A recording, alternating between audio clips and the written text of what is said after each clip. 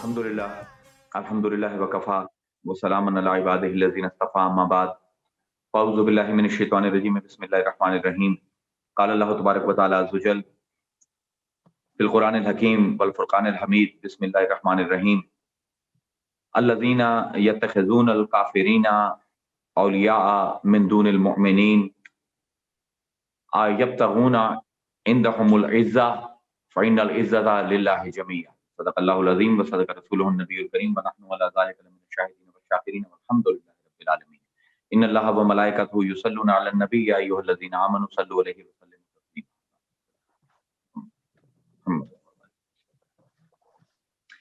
یہ اب grammar of لو کے سلسلے میں نشست ہے، تو میں نے سوچا کوئی تھوڑا سا لائٹ ٹو ماڈریٹ موضوع لیا جائے۔ تو ایک تصور ہے قرآن کا جو میں آپ کے سامنے آج پریزنٹ کرنے جا رہا ہوں۔ وہ تصور کو روایتی ہمارے تصوف میں کہتے ہیں حقیقت امر، صورت امر اور اول الامر، یعنی کائنات میں جو کچھ پایا جاتا ہے اس کی اساس، اس کی بنیاد، اس کا ماخذ امر ہے۔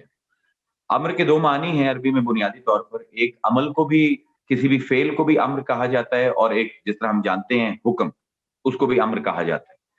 تو کائنات میں جو کچھ ہے، جو کچھ ہوا، جو کچھ ہوگا، اس کی جو تمام بنیادیں ہیں، اس کا جو ماخذ ہے وہ حقیقت امر ہے۔ یعنی قرآن کے نزدیک جو بھی تخلیق ہے کائنات میں، اس عالم رنگ و بو میں، اس زمان و مکان میں جو بھی پایا جاتا ہے، جو بھی ایکٹیویٹی ہے، اس کی ساری بنیاد جو ہے وہ امر ہے، بلکہ ہماری تخلیق کی بنیاد ہی امر ہے۔ اللہ تعالیٰ قرآن میں ارشاد فرماتا ہے کہ وَإِذَا قَضَىٰ أَمْرًا فَإِنَّمَا يَقُولُ لَهُ كُن فَيَكُونُ، کہ جب بھی ہمارا ارادہ ہوتا ہے کسی امر کا، اب یہاں پہ امر سے مراد فعل ہے، ایکٹیویٹی کا، جب بھی کچھ کرنے کا ارادہ ہوتا ہے تو ہمارا کام یہ ہے کہ فَإِنَّمَا يَقُولُ لَهُ كُن فَيَكُونُ، انما حصر کے ساتھ ہے۔ تو اللہ فرما رہا ہے کہ I don't have to do anything when I want to make something happen۔ فَإِنَّمَا يَقُولُ لَهُ، تو میں اس کو کہتا ہوں کہ کن، تو ہو جا۔ اب یہ حاضر واحد کا صیغہ ہے کہ اس چیز کو کہا جا رہا ہے کہ تو ہو جا، فیکون، اور وہ فوراً ہو جاتی ہے۔ فے جو ہے عربی میں تیزی کے لیے آتا ہے، یعنی ادھر سے اللہ نے کن کہا اور وہ چیز ہو گئی۔ یہیں سے ہی ابن العربی کا جو بہت ہی معروف نظریہ ہے ایان ثابتہ کا، اس کی بنیاد بھی یہی آیت ہے۔ یعنی اب پروردگار فرما رہا ہے کہ ابھی ایک چیز تخلیق نہیں ہوئی ہے، اور میرا جب ارادہ ہوتا ہے اس کو خلق کرنے کا تو میں اسے کہتا ہوں کہ تو ہو جا۔ اب یہاں پر ایک جو ابہام آتا ہے وہ یہ آتا ہے، ایک جو مسئلہ آتا ہے، ایک جو پرابلم آتی ہے وہ یہ آتی ہے کہ وہ چیز تو ہے ہی نہیں، تو اللہ تعالیٰ کس چیز کو حکم دے رہا ہے؟ تو اس کے لیے ابن العربی کا فلسفہ ہے یعنی ثابتہ کا کہ these are the objects of God's knowledge, کہ پروردگار کے تخیل میں جو منظر پایا جاتا ہے اللہ تعالیٰ اس کو حکم دے رہا ہے کہ تو ہو جا، اور اس امر کی بدولت پوری کائنات اور اس کے اندر جو کچھ بھی ہے اور جتنی بھی ایکٹیویٹی ہے اس ساری کی بنیاد جو ہے یہ اسی امر سے جڑتی ہے۔ اب امر جو ہے قرآن میں اس سے زیادہ پاورفل چیز صرف ایک اور ہے، and this is for the students of Quran, یہ ایک بڑا انٹرسٹنگ ٹاپک ہے، اور اگر آپ کو یہ ہماری حکمت اور ہماری روایت سے دلچسپی ہے تو you will go on thinking about it for the rest of your life, and it will never exhaust itself۔ کہ اللہ کا امر جس کی وجہ سے پوری کائنات تخلیق ہوئی اور تمام ایکٹیویٹیز اور افعال دنیا میں ہو رہے ہیں، کیا اس سے پاورفل بھی قرآن میں کوئی چیز ہے؟ ہاں، قرآن میں ہے، اور وہ ہے اللہ کا ارادہ، اللہ کی مشیت۔ یعنی امر ہے اللہ کا حکم کہ وہ چاہتا ہے کہ یہ ہو، اور پھر ارادہ ہے کہ جو اس امر کو بیلنس کرتا ہے۔ These are kind of two balancing forces in قرآن، کہ ایک طرف تو کہا کہ فَإِنَّمَا يَقُولُ لَهُ كُن فَيَكُونُ، کہہ دیا ہو جا، اور پھر اللہ تعالیٰ نے پھر حکم کے طور پر بہت سی چیزیں ہمیں کہیں، جس طرح ہمیں کہا إِنَّ اللَّهَ يَأْمُرُكُم بِالْعَدْلِ وَالْإِحْسَانِ، اللہ امر کرتا ہے کہ تم عدل کرو اور احسان کرو۔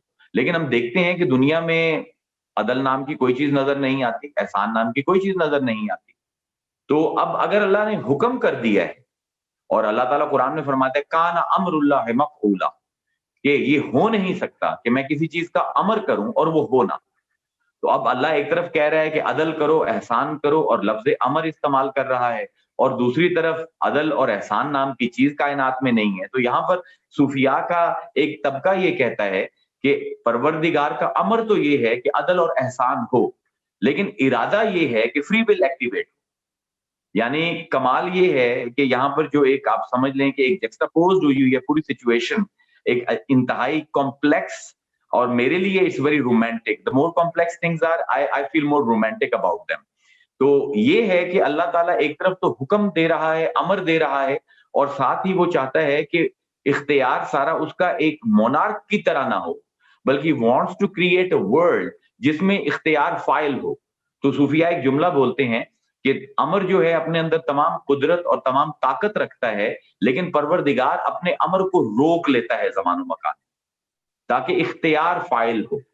اور اس کی جو بنیاد وہ لیتے ہیں وہ قرآن کی آیت سے ہی لیتے ہیں، کیونکہ اختیار اور امر کا معاملہ بڑا عجیب و غریب ہے کہ اللہ تعالیٰ فرماتے ہیں اِنَّا عَرَضْنَا الْأَمَانَةَ عَلَى السَّمَاوَاتِ وَالْأَرْضِ وَالْجِبَالِ، کہ میں نے اپنی امانت پیش کی. عرض کا لفظ ہے یہاں پر، مطلب it's kind of presenting something with a choice for the other person to whether accept it or reject it. تو یہ یہاں پر صوفیاء کہتے ہیں کہ امر اور یشا، اللہ کی مشیت اور اللہ کا حکم، اس کے درمیان ایک ٹینشن کریٹ ہو رہی ہے. ہمارے لیے ایک بہت بڑی لرننگ ہے اس کے اندر کہ اللہ فرما رہے اِنَّا عَرَضْنَا الْأَمَانَةَ عَلَى السَّمَاوَاتِ وَالْأَرْضِ وَالْجِبَالِ، کہ میں نے اپنی امانت پیش کی آسمانوں پر اور زمینوں پر اور پہاڑوں پر. فَأَبَيْنَ أَن يَحْمِلْنَهَا، اور انہوں نے انکار کیا اس کا بوجھ اٹھانے سے. وَأَشْفَقْنَ مِنْهَا، اور اس کو دیکھ کر تھر تھر کانپنے لگے. and they abstained from carrying that load of God's amanat. وَحَمَلَهَا الْإِنسان، انسان نے آگے بڑھ کر اس کو اٹھا لیا. إِنَّهُ كَانَ ظَلُومًا جَهُولًا، إِنَّهُ تنبیہ ہے، اور بے شک تھا انسان ظلومًا جہولا. یہ دونوں مبالغے کے صیغے ہیں، یعنی ظالم نہیں تھا، بہت زیادہ حد سے بڑا ہوا ظالم تھا، اور جاہل نہیں تھا، حد سے بڑا ہوا جاہل تھا. اب میرے لیے جب یہ آیت میں پڑھتا تھا تو it always hit me very badly کہ ایک طرف تو ہم اللہ کا بوجھ اٹھا رہے ہیں اور اوپر سے اللہ ہمیں ظالم اور جاہل کہہ رہا ہے. تو ایک دن بیٹھے بیٹھے ایک میرے ذہن میں سوچ آئی کہ اس کو یار اگر اس کو گرامیٹیکلی میں دیکھوں تو اللہ تعالیٰ فرما رہے ہیں کہ یقیناً انسان ظلوم تھا اور جہول تھا، اور دونوں مبالغے کے صیغے ہیں. تو کیا اللہ تعالیٰ اپنی نظر انسان پر ڈال کر اپنا اوپینین دے رہا ہے، یا انسان کو انسان کی نظروں سے ہی دکھانے کی کوشش کر رہا ہے؟ There was a kind of a strange thought ایک جو 3-4 دن میرے ذہن میں یہ برو ہوتی رہی. and eventually the answer I got was کہ اللہ تعالیٰ یہ انسان کی نظر سے ہی انسان کو دکھا رہے ہیں کہ انہو کانا ظلومن جہولا، کیونکہ ظلم جو ہے اس کا اپوزٹ عدل ہے. کائنات میں اللہ تعالیٰ نے جو چیز بھی کریٹ کی ہے وہ ایک پیئر آف اپوزٹس میں کریٹ کی ہے. اللہ تعالیٰ خود فرماتا ہے من کل شیء خلقنا زوجین، ہم نے جو بھی چیز تخلیق کی ہے اس کا پیر بھی تخلیق کی ہے. تو صوفیاء کے نزدیک یہ پیر جو ہے یہ اپوزٹ ہے. جس طرح دن ہے تو رات ہے، صحت ہے تو آپ کیا بیماری ہے، اگر غربت ہے تو امیری ہے، غم ہے تو خوشی ہے، یعنی یہ ساری اپوزٹس کے پیئرز ہیں اس دنیا کے اندر. تو اب ظلم کا جو اپوزٹ ہے وہ عدل ہے، اور عدل کی کلاسیکل ڈیفینیشن کیا ہے فقہ میں کہ وضع الشیء فی محلہ، کسی چیز کو اس کے اصل مقام پر رکھنا. And probably it is the most difficult quality that we can ever attain. کہ سب سے پہلے ہم نے اسٹیبلش کرنا ہے کہ ایک چیز کا مقام کیا ہے، اور پھر اس چیز کو اس مقام کے مطابق وہاں پر پلیس کرنا ہے. تو یہ جو اللہ فرما رہا ہے انہو کانا ظلومن جہولا، تو اللہ یہ فرما رہا ہے کہ جب امانت اٹھا لی تو انسان کو ایک اویئرنیس آئی کہ مجھے جو ظلم کا اپوزٹ ہے عدل، اس کو ایکسرسائز کرنا ہے. اور دنیا میں کوئی ایسا بندہ نہیں پایا جاتا کہ جو یہ کلیم کر سکے کہ اس نے عدل کا حق ادا کر دیا ہے. اسی طرح ہی جاہل کا جو اپوزٹ ہے وہ عالم ہے، اور علم انفینٹی ہے، علم کی کوئی انتہا نہیں ہے. تو ایک بندہ جتنا جتنا پڑھتا جائے گا اتنا اتنا اپنی جہالت سے واقف ہوتا جائے گا. جتنا جتنا عدالت قائم کرنے کی کوشش کرے گا اتنا اتنا اس کو اویئرنیس آئے گی کہ ابھی بھی میں ظالم ہوں. تو اللہ تعالیٰ تعریف کر رہا ہے انسان کی کہ یہ انسان اب اتنا اویئر ہو گیا ہے کہ اس نے عدالت کو بھی پوری طرح سمجھ لیا ہے اور علم کو بھی پوری طرح سمجھ لیا ہے. اور اب وہ سمجھ گیا ہے کہ نہ تو میں کبھی علم کے تقاضے پوری طرح پورے کر سکتا ہوں اور نہ ہی کبھی عدالت کے تقاضے. تو یہ بہرحال میں ڈیٹریکٹ ہو رہا ہوں, I am sorry, I am going in the flow. تو امر جو ہے وہ اپنے اندر پوری قدرت, پوری طاقت رکھتا ہے, اور اگر اللہ حکم کر دے تو ممکن نہیں ہے کہ اس کے حکم کو کوئی روکے, لیکن ساتھ ہی وہ ہمارے اختیار کو فعال کرنا چاہتا ہے. وہ چاہتا ہے کہ جو میری مخلوق ہے, خاص طور پہ انسان, یہ اپنے اختیار کو ایکٹیویٹ کرے. تو اس کے لیے صوفیاء کہتے ہیں کہ اللہ اپنے امر کو روکتا ہے اور اپنے ارادے کو فائل کرتا ہے. فعل لما یرید, قرآن کہتا ہے, اللہ کہتا ہے میرا جو دل کرتا ہے میں کرتا ہوں, مجھے کوئی پوچھنے والا نہیں ہے. تو صوفیاء کہتے ہیں کہ اللہ کے امر سے بھی بڑی کوئی طاقت اگر کائنات میں پائی جاتی ہے تو وہ اللہ تعالیٰ کا ارادہ ہے. اب صوفیاء کا ایک کال ہے, تھوڑا سا بھاری ہے, وہ میں ایکسپلین کرنے کی کوشش ضرور کروں گا, کیونکہ مجھے ابھی شیان کہہ رہا تھا کہ کل کا لیکچر بھی بہت بھاری ہو گیا تھا, تو وہ بھی میرے اوپر ایک تھوڑی سی وہ ایک ضمیر پہ بوجھ ہے کہ اس کو ذرا ہلکا رکھا جائے, لیکن یہ جملے کو میں بائی پاس نہیں کر سکتا. صوفیاء کہتے ہیں کہ امر اللہ کی صفت ہے, اللہ کا ایٹریبیوٹ ہے, اور خلق اس کا فعل ہے. یعنی جو کچھ کریشن میں ہے یہ اللہ کا ایٹریبیوٹ ہے امر, جس کی وجہ سے یہ سب چیزیں اس دنیا میں ہو رہی ہیں. اور جملہ جو میں بیان کرنے جا رہا ہوں بھاری, وہ یہ ہے کہ وہ کہتے ہیں کہ اللہ تعالیٰ نے امر کی تجلی سے دلوں کو اپنی طرف راغب کیا اور خلق کی تجلی سے عقل کو مبہوت کیا. یعنی عقل جو ہے آپ کا آپریٹ کرتا ہے کس طرح کہ وہ اپوزٹس کے درمیان ہمیشہ اسبات کے لیے ایک اپوزٹ کی نفی کرتا ہے اور دوسرے کو ثابت کرتا ہے. یہ عقل کا پیٹرن ہے جس کو ہم ریشنلٹی کہتے ہیں. یہ پوری کی پوری اس کی سکیم یہی ہے, اور انسان کا اختیار بھی فائل ہونا ہے عقل کی وجہ سے. تو پروردگار ایک طرف تو اللہ تعالیٰ کا امر ہے, ایک طرف اس کا ارادہ ہے, اور امر اور ارادے کے درمیان پرفیکٹلی بیلنسڈ ہے انسان کی عقل, جس کا کام یہ ہے کہ اس نے دو اپوزٹس کے درمیان آپریٹ کرنا ہے. اور صوفیاء کہتے ہیں کہ عقل جب آپریٹ کرتی ہے زمان و مکان میں تو وہ متحیر ہو جاتی ہے. It always finds a place, مطلب it is always bewildered. یعنی کہ جب اپنے رب کو تلاش کرنے کے لیے عقل نکلتی ہے تو جو اس کی ڈیسٹینیشن ہے وہ یہ ہے کہ اس کو کچھ سمجھ نہیں آتا, اور وہ کچھ نہ سمجھنے میں ہی یہ سب کچھ سمجھتی ہے. یعنی it's a very strange kind of attitude صوفیاء has towards عقل, کہ عقل کے بغیر آپ رب کی معرفت کبھی حاصل نہیں کر سکتے.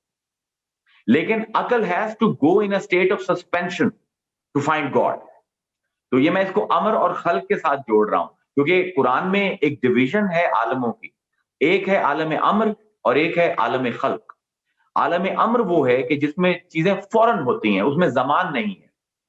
انما امرہ اذا اراد شیئا ان یقول له کن فیکون, میں کہتا ہوں اور اسی وقت ہو جاتا ہے. لیکن وہی اللہ جب عالم خلق میں آپریٹ کرتا ہے تو وہاں پر تدریج آ جاتی ہے. there is a continuation, there is a feeling of time, کہ اللہ خود فرماتا ہے قرآن میں کہ خلق السماوات والارض فی ستۃ ایام ثم استوى علی العرش, کہ میں نے آسمانوں اور زمینوں کو 6 دن میں کریٹ.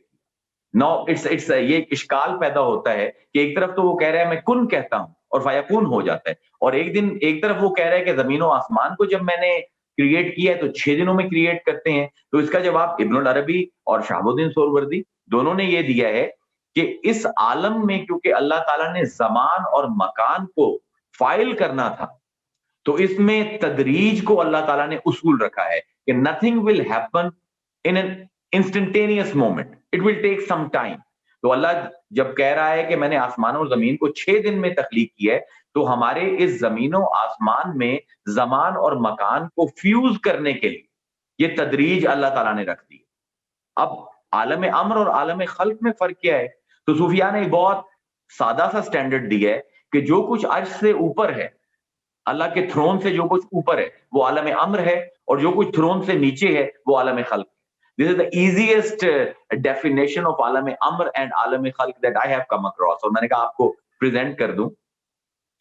تو اب جو کچھ کائنات میں ہو رہا ہے اس کی بنیاد ہمیشہ عالم امر رہے گا, اور امر سے چیزیں ٹرکل ڈاؤن ہو کے عالم خلق میں آئیں. یعنی یہ ایک کائناتی تصور ہے قرآن کا. اگر آپ اس کو گراسپ کر لیں گے تو آپ کے انشاءاللہ 90% of your questions regarding Zaman and مکان ول بی آنسرڈ. اب زمان و مکان میں जो प्रॉब्लम है अकल के लिए कि जिसने अम्र तक पहुंचना है, उसके लिए सबसे बड़ी प्रॉब्लम ये है कि हम जिस भी चीज के वजूद को मानते हैं वो या जमानी है या मकानी है। मेरे पास किसी भी चीज की एग्जिस्टेंस को असर्ट करने के लिए या मैं उसको टेम्पोरली असर्ट करूंगा उसको, या उसको स्पेशली मैं उसकी असर्शन दूंगा कि ये चीज यहां पर मौजूद है और इस वक्त मौजूद है। और आलम अम्र जो है वो जमान और मकान दोनों से मावरा है। यानी ये एक कमाल की पूरी एक स्कीम बनती है कि एक गैर जमानी और गैर मकानी फाइल ऑपरेट कर रहा है एक ऐसी डायमेंशन में जो कुल्लियतन जमानी और मकानी है। तो अब परवरदिगार जब अपना इंट्रोडक्शन कुरान में देता है तो it's very interesting for people who have studied physics कि वो कहता है कि हुवल अव्वलु वल आखिरु व ज़ाहिरु वल बातिन व हुवा बिकुल्लि शैइन अलीम। अब हुवा यहां पर मानी में है वजन के मानी में कि वही है जो अव्वल है, वही है जो आखिर है, वही है जो जाहिर है, वही है जो बातिन है। तो अगर आप इसको देखें तो अव्वल आखिर जमान की बहस है और जाहिर बातिन मकान की बहस है। यानी अब कहते हैं कि कोई चीज पहले है तो मुझे टाइम का रेफरेंस लेना पड़ेगा, और कहता हूं कि कोई चीज बाद में है तो तब भी मेरा रेफरेंस टाइम का ही होगा। और जब मैं कहता हूं कोई चीज जाहिर हो रही है तो उसको मकान की जरूरत होगी, किसी मकाम की जरूरत है जहां पर वो जाहिर हो। और अगर मैं कहता हूं कोई चीज छुपी हुई है तो उसको भी किसी मकाम की जरूरत है कि जिसके अंदर वो छुप सके। अब अकल का प्रॉब्लम ये है कि इसको किसी भी चीज के वजूद को मानने के लिए ऑपोजिट को निगेट करना पड़ता है। मसलन अगर मैं कहता हूं इस वक्त रात है तो रात का ऑपोजिट है दिन, तो जब तक मैं दिन की निगेशन नहीं करूंगा रात जो है वो वैलिडेट नहीं होगी। अगर मैं कहता हूं कि इस वक्त मैं खुश हूं तो मुझे अपने गम को इस वक्त में निगेट करना पड़ेगा, वरना खुशी जो है उसका वजूद मेरे ज़हन में ताय्युन नहीं होगा उसका। अगर मैं कहता हूं कि मैं इस वक्त सेहतमंद हूं तो मुझे सुकम को, अपनी बीमारी को निगेट करना पड़ेगा। मैं कह रहा हूं कि मैं इस वक्त बोल रहा हूं तो मुझे अपने सकूत यानी खामोशी को निगेट करना पड़ेगा। अब अकल का प्रॉब्लम यह है कि जब अल्लाह कहता है कि हुवल अव्वल, मैं पहले हूं, तो अकल एक दरवाजे पर जाता है और वो देखता है कि अल्लाह फरमा रहा है कि मैं पहले हूं, तो वो असर्ट करता है। अब उसको असर्ट करने के लिए आखिर को निगेट करना पड़ता है, यानी अगर पहले है तो बाद में नहीं होगा। और जब वो दूसरे दरवाजे पर जाता है तो वही अल्लाह कहता है हुवल अव्वलु वल आखिर, जो पहले था वो भी मैं हूं और जो आखिर पे है वो भी मैं हूं। अब इसको जब हम स्पेस में देखते हैं तो अज़ाहिर वल बातिन, अब जब अकल कहती है कि मैंने जाहिर का इस बात करना है, कि जाहिर का कहना है कि वो जाहिर है, मुझे नजर आ रहा है, तो मुझे उसके छुपने का इनकार करना पड़ेगा। और अगर मैंने कहना है कि वो बातिन है तो मुझे उसके जाहिर होने का इनकार करना पड़ेगा। लेकिन परवरदिगार क्या कह रहा है? अज़ाहिर वल बातिन, जो नजर आ रहा है वो भी मैं हूं और जो नजर नहीं आ रहा वो भी मैं हूं। इसलिए सूफिया कहते हैं कि आलम खल्क में हकीकत अम्र का सबूत तलाश करना दुनिया की सबसे बड़ी नालायकी है। कि जो बंदा ये समझता है कि इस जमानो मकान की दुनिया से मुझे कोई ऐसी दलील मिल जाएगी जिससे परवरदिगार का वजूद साबित होगा, वो एक 100% नालायक आदमी। यानी उसको अभी तक आलम अम्र और आलम खल्क के बुनियादी स्ट्रक्चर जो हैं वो ही समझ नहीं आए। इसके ऊपर मुझे मौला कायनात की एक बात याद आई नहजुल बलागा से, कि आप फरमाते हैं या मन दल्ला अला ज़ाते ही बिज़ाते ही, it's a beautiful statement of असबाते वजूद खुदा। या मन दल्ला अला ज़ाते ही बिज़ाते ही, ए परवरदिगार तू अली के लिए तेरी अपनी ज़ात, तेरे वजूद की दलील है। कोई और चीज ऐसी है नहीं कायनात में कि जिसको देखकर मैं तेरे वजूद की दलील कायम करूं। और इमाम हसन अलैहिस्सलाम का बहुत खूबसूरत जुमला है कि बिक अरफ्तुक, बिका अरफ्तुक, मैंने तुझे पहचाना तेरे जरिए। यानी अगर आपने अल्लाह के वजूद को पहचानना है तो आप अदर देन गॉड से उसके वजूद का इस बात कभी भी नहीं कर सकते, क्योंकि जिस जिस जो चीज आपके इर्द गिर्द मौजूद है या वो जमानी है या मकानी है, और आप एक सबूत करना चाह रहे हो एक ऐसे वजूद का जो जमान से भी मावरा है और मकान से भी मावरा है। अब ये इसका स्कीम देखें आयत की, हुवल अव्वलो वल आखिरो, अव्वल भी वही है आखिर भी वही है, जमान उठ गया। हुवल जाहिरो वल बातिनो, जाहिर भी वही है बातिन भी वही, मकान उठ गया। زمان اٹھا، مکان اٹھا تو وہ اللہ اکبر. دس از دا فلسافیکل ڈیفینیشن آف اللہ اکبر. اور اس پر امام جعفر صادق کا بڑا خوبصورت قول ہے کہ ان کا ایک چاہنے والا تھا اور گورنمنٹ نے اس کو وہ مفتی کورس کروا دیا مبلغ کا. تو 6-7 سال کے کورس کرنے کے بعد امام جعفر صادق کی خدمت میں سلام کرنے حاضر ہوا تو امام نے پوچھا کہ ہاں بھائی تو بن گیا مبلغ، مفتی بن گیا؟ تو اس نے کہا جی بن گیا. تو آپ نے فرمایا کہ اچھا پھر ہمیں بھی کچھ سنا. تو حضرت مؤذن نے اذان دی اور اس نے کہا اللہ اکبر. تو انہوں نے کہا اچھا یہ بتا اللہ اکبر کا کیا مطلب ہے؟ تو اس نے کہا کہ جی اللہ سب سے بڑا ہے. تو آپ نے ساری لایا اور فرمایا کہ بس یہی سیکھا ہے تم 6-7 سال میں؟ تو اس نے کہا جی مجھے سمجھ نہیں ہے اس کا مطلب کیا ہے. آپ نے فرمایا وہ ہے کون جس کو تو اللہ سے کمپیئر کر کے کہہ رہا ہے کہ اللہ سب سے بڑا ہے. اللہ اکبر کا مطلب ہے بس وہی ہے جو بڑا ہے. یعنی یہاں پر آپ کو سمجھ آتا ہے کہ جو وجود خدا کے اوپر جو اس بات قائم کر رہے ہیں امام جعفر صادق یا مولا کائنات، وہ یہ کر رہے ہیں کہ زمان و مکان میں ہوتے ہوئے اگر تم زمانی دلائل سے اور مکانی دلائل سے عالم امر کو سمجھنے کی کوشش کرو کبھی نہیں پہنچو گے. اب اس کا راستہ کیا ہے؟ ابو سعید الخراز کی بلکہ مجھے اسٹیٹمنٹ کل ان کا ذکر ہو رہا تھا and probably he is one of the most complex minds in Islam. لیکن اب مجھے ایک دم ذہن میں فلیش کر گئی ان کی بات. ابو سعید الخراز سے کسی نے پوچھا کہ آپ نے اللہ کو کیسے پایا؟ How did you find God? تو انہوں نے یہی آیت پڑھی وَالْأَوَّلُ وَالْآخِرُ وَالظَّاهِرُ وَالْبَاطِنُ. انہوں نے کہا کہ میں نے تضادین کو جمع کیا اور اپنے رب. So for me it is a very complex statement and probably it will take us lifetime to decode it. لیکن جو مجھے اس اسٹیٹمنٹ سے نظر آتا ہے وہ یہی نظر آتا ہے کہ ہمیں جب تک زمان مکان کو ہم جان نہیں چھڑائیں گے زمان مکان سے، اور یہ عقل کی جو ریشنالٹی ہے کہ وہ جو سمجھتی ہے کہ کسی چیز کے اپوزٹ کی جب تک میں نفی نہیں کروں گی تو وہ چیز جو ہے وہ پایہ ثبوت کو یا پایہ وجود کو نہیں پہنچے گی. یہ تحیر ایک ایسی چیز ہے، بیولڈرمنٹ ایک ایسی چیز ہے جو وجود کے اس بات کے لیے دونوں اپوزٹ کو ایک معاشر وجود میں رکھ کر چیزوں کا اثبات کرتا ہے. وہ کیسے ہوتا ہے؟ صوفیاء کہتے ہیں کہ تمہارے پاس اس کا کوئی ذریعہ نہیں. اگر تمہیں حقیقت امر معلوم کرنی ہے تو تمہیں صورت امر کے پاس جانا پڑے گا. ایک تصور ہے قرآن کا کہ ہمیں جو بھی ملا ہے، فرض کیا اب قرآن کو ہی لے لیں تو قرآن تو حقیقت امر ہے کیونکہ کلام ہے اور کلام اللہ کی ذاتی صفت ہے، امر ہے. لیکن ہمیں کیسے ملا؟ ایک نبی کے وسیلے سے. تو جس نبی کے وسیلے سے قرآن ملا ہے اس کو صوفیاء صورت امر کہتے ہیں، the face of امر. مطلب اللہ جو ہے he is the essence of امر، اور جو رسول ہے وہ فیس آف امر ہے. یعنی قرآن جو ہے وہ پروردگار کے ذہن میں تھا، پروردگار کے اپنی ایک ذاتی صفت تھی. وہ صفت جب اس نے عالم خلق میں بھیجنی چاہیے عالم امر نے، تو اس نے چوز کیا ایک وسیلے کو، جس وسیلے کے ذریعے وہ ہم تک پہنچا ہے اس کو صورت امر کہتے ہیں.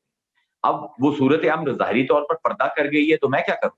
تو صوفیاء کہتے ہیں کہ پھر تمہیں اول الامر کے پاس جانا پڑے گا. یعنی یہ تینوں لفظ یہی استعمال کر رہے ہیں، حقیقت امر، صورت امر اور اول الامر.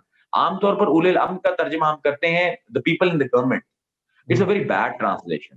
اور وہ وہی بندہ کر سکتا ہے جس کا قرآن سے دور دور تک تعلق نہ ہو، کیونکہ امر کا پورا ایک قرآن نے پورا چیپٹر اٹھایا ہے کہ امر کس کو کہتے ہیں. اول الامر امر والے، یعنی وہ لوگ جو صورت امر کے ساتھ اٹیچ ہیں، اور صورت امر جو ہے وہ حقیقت امر کے ساتھ اٹیچ ہے. یہ it's a Quranic flow. It is not a structure that I am giving myself. یہ قرآن کا سٹرکچر ہے کہ اللہ فرماتا ہے یا ایھا الذین آمنوا اطیعوا اللہ ورسولہ واولی الامر منکم. یہی تین ڈائمینشن قرآن بھی دے رہا ہے کہ اے ایمان والو تم اطاعت کرو اللہ کی جو حقیقت امر ہے، اور رسول کی جو صورت امر ہے، اور اولی الامر کی یعنی امر والے جو لوگ عالم امر میں پہنچ رکھتے ہیں ان کی اطاعت کرو. تو جتنے بھی ڈیوائن ایٹریبیوٹس ہیں قرآن میں ان کی ڈسپنسیشن تو عالم خلق ہمیشہ انہی تین سیڑھیوں سے ہو. یعنی اس کی حقیقت ہر ڈیوائن ایٹریبیوٹ کی خدا رہے گا، وہ ڈیوائن ایٹریبیوٹ صورت امر کے پاس آئے گا، اور صورت امر اس ڈیوائن ایٹریبیوٹ کو اول الامر کو دے گا، اور پھر اول الامر جو ہیں وہ آگے عوام تک پہنچائیں. یعنی یہ قرآن کی ایک ایسا سٹرکچر ہے کہ جس کے بارے میں دو رائے نہیں ہو سکتی. ہم کسی ایٹریبیوٹ کو لے لیتے ہیں آج. فرض کیا اللہ کا ایک ایٹریبیوٹ ہے المعز، عزت والا. اب ہم سب جو ہیں ہماری زندگی میں جتنی بھی انرجی ہم لگاتے ہیں، جتنی بھی ایکٹیویٹی کرتے ہیں، اس کا اینڈ ریزلٹ جو ہے وہ عزت ہی ہے. ہم چاہتے ہیں کہ لوگ ہماری عزت کریں. اب قرآن نے ایک پورا سٹرکچر کھڑا کیا ہے کہ اگر عزت چاہیے تو کیا کرنا ہوگا. I mean, that's why I consider Quran one of the miracles کہ آپ کا کوئی بھی سوال ہے تو صرف اس سوال کا جواب نہیں دیتا قرآن، بلکہ وہ ٹولز بھی آپ کو فرنش کرتا ہے کہ آپ نے اگر اس منزل تک پہنچنا ہے تو آپ کو کیا صحیح کرنی پڑے گی اور کون سے وہ چینلز ہیں جو یوز کرنے پڑیں گے. اب جو میں نے آیت سرنامہ کلام میں پڑھی تھی، اللہ تعالیٰ بعض صحابہ کو خطاب کر رہے ہیں. اللہ فرماتا ہے الذین یتخذون الکافرین، کہ صحابہ میں سے بعض لوگوں کو کہہ رہے ہیں کہ تم لوگوں نے کافروں کے ساتھ دوستی کر لی ہے. کیوں کی ہے؟ پیسے ہیں ان کے پاس، تمہارے خیال میں ان کی عزت ہے معاشرے میں، اور ان کے ساتھ رہو گے تو تمہاری بھی عزت آ جائے گی، تمہیں بھی عزت مل جائے گی. الذین یتخذون الکافرون اولیاء، ان لوگوں نے کافروں کو اپنا دوست بنایا ہے. من دون المومنین، مومنوں کو چھوڑ کر یہ کافروں کی صحبت اختیار کر رہے ہیں، ان کے گھروں میں جا رہے ہیں.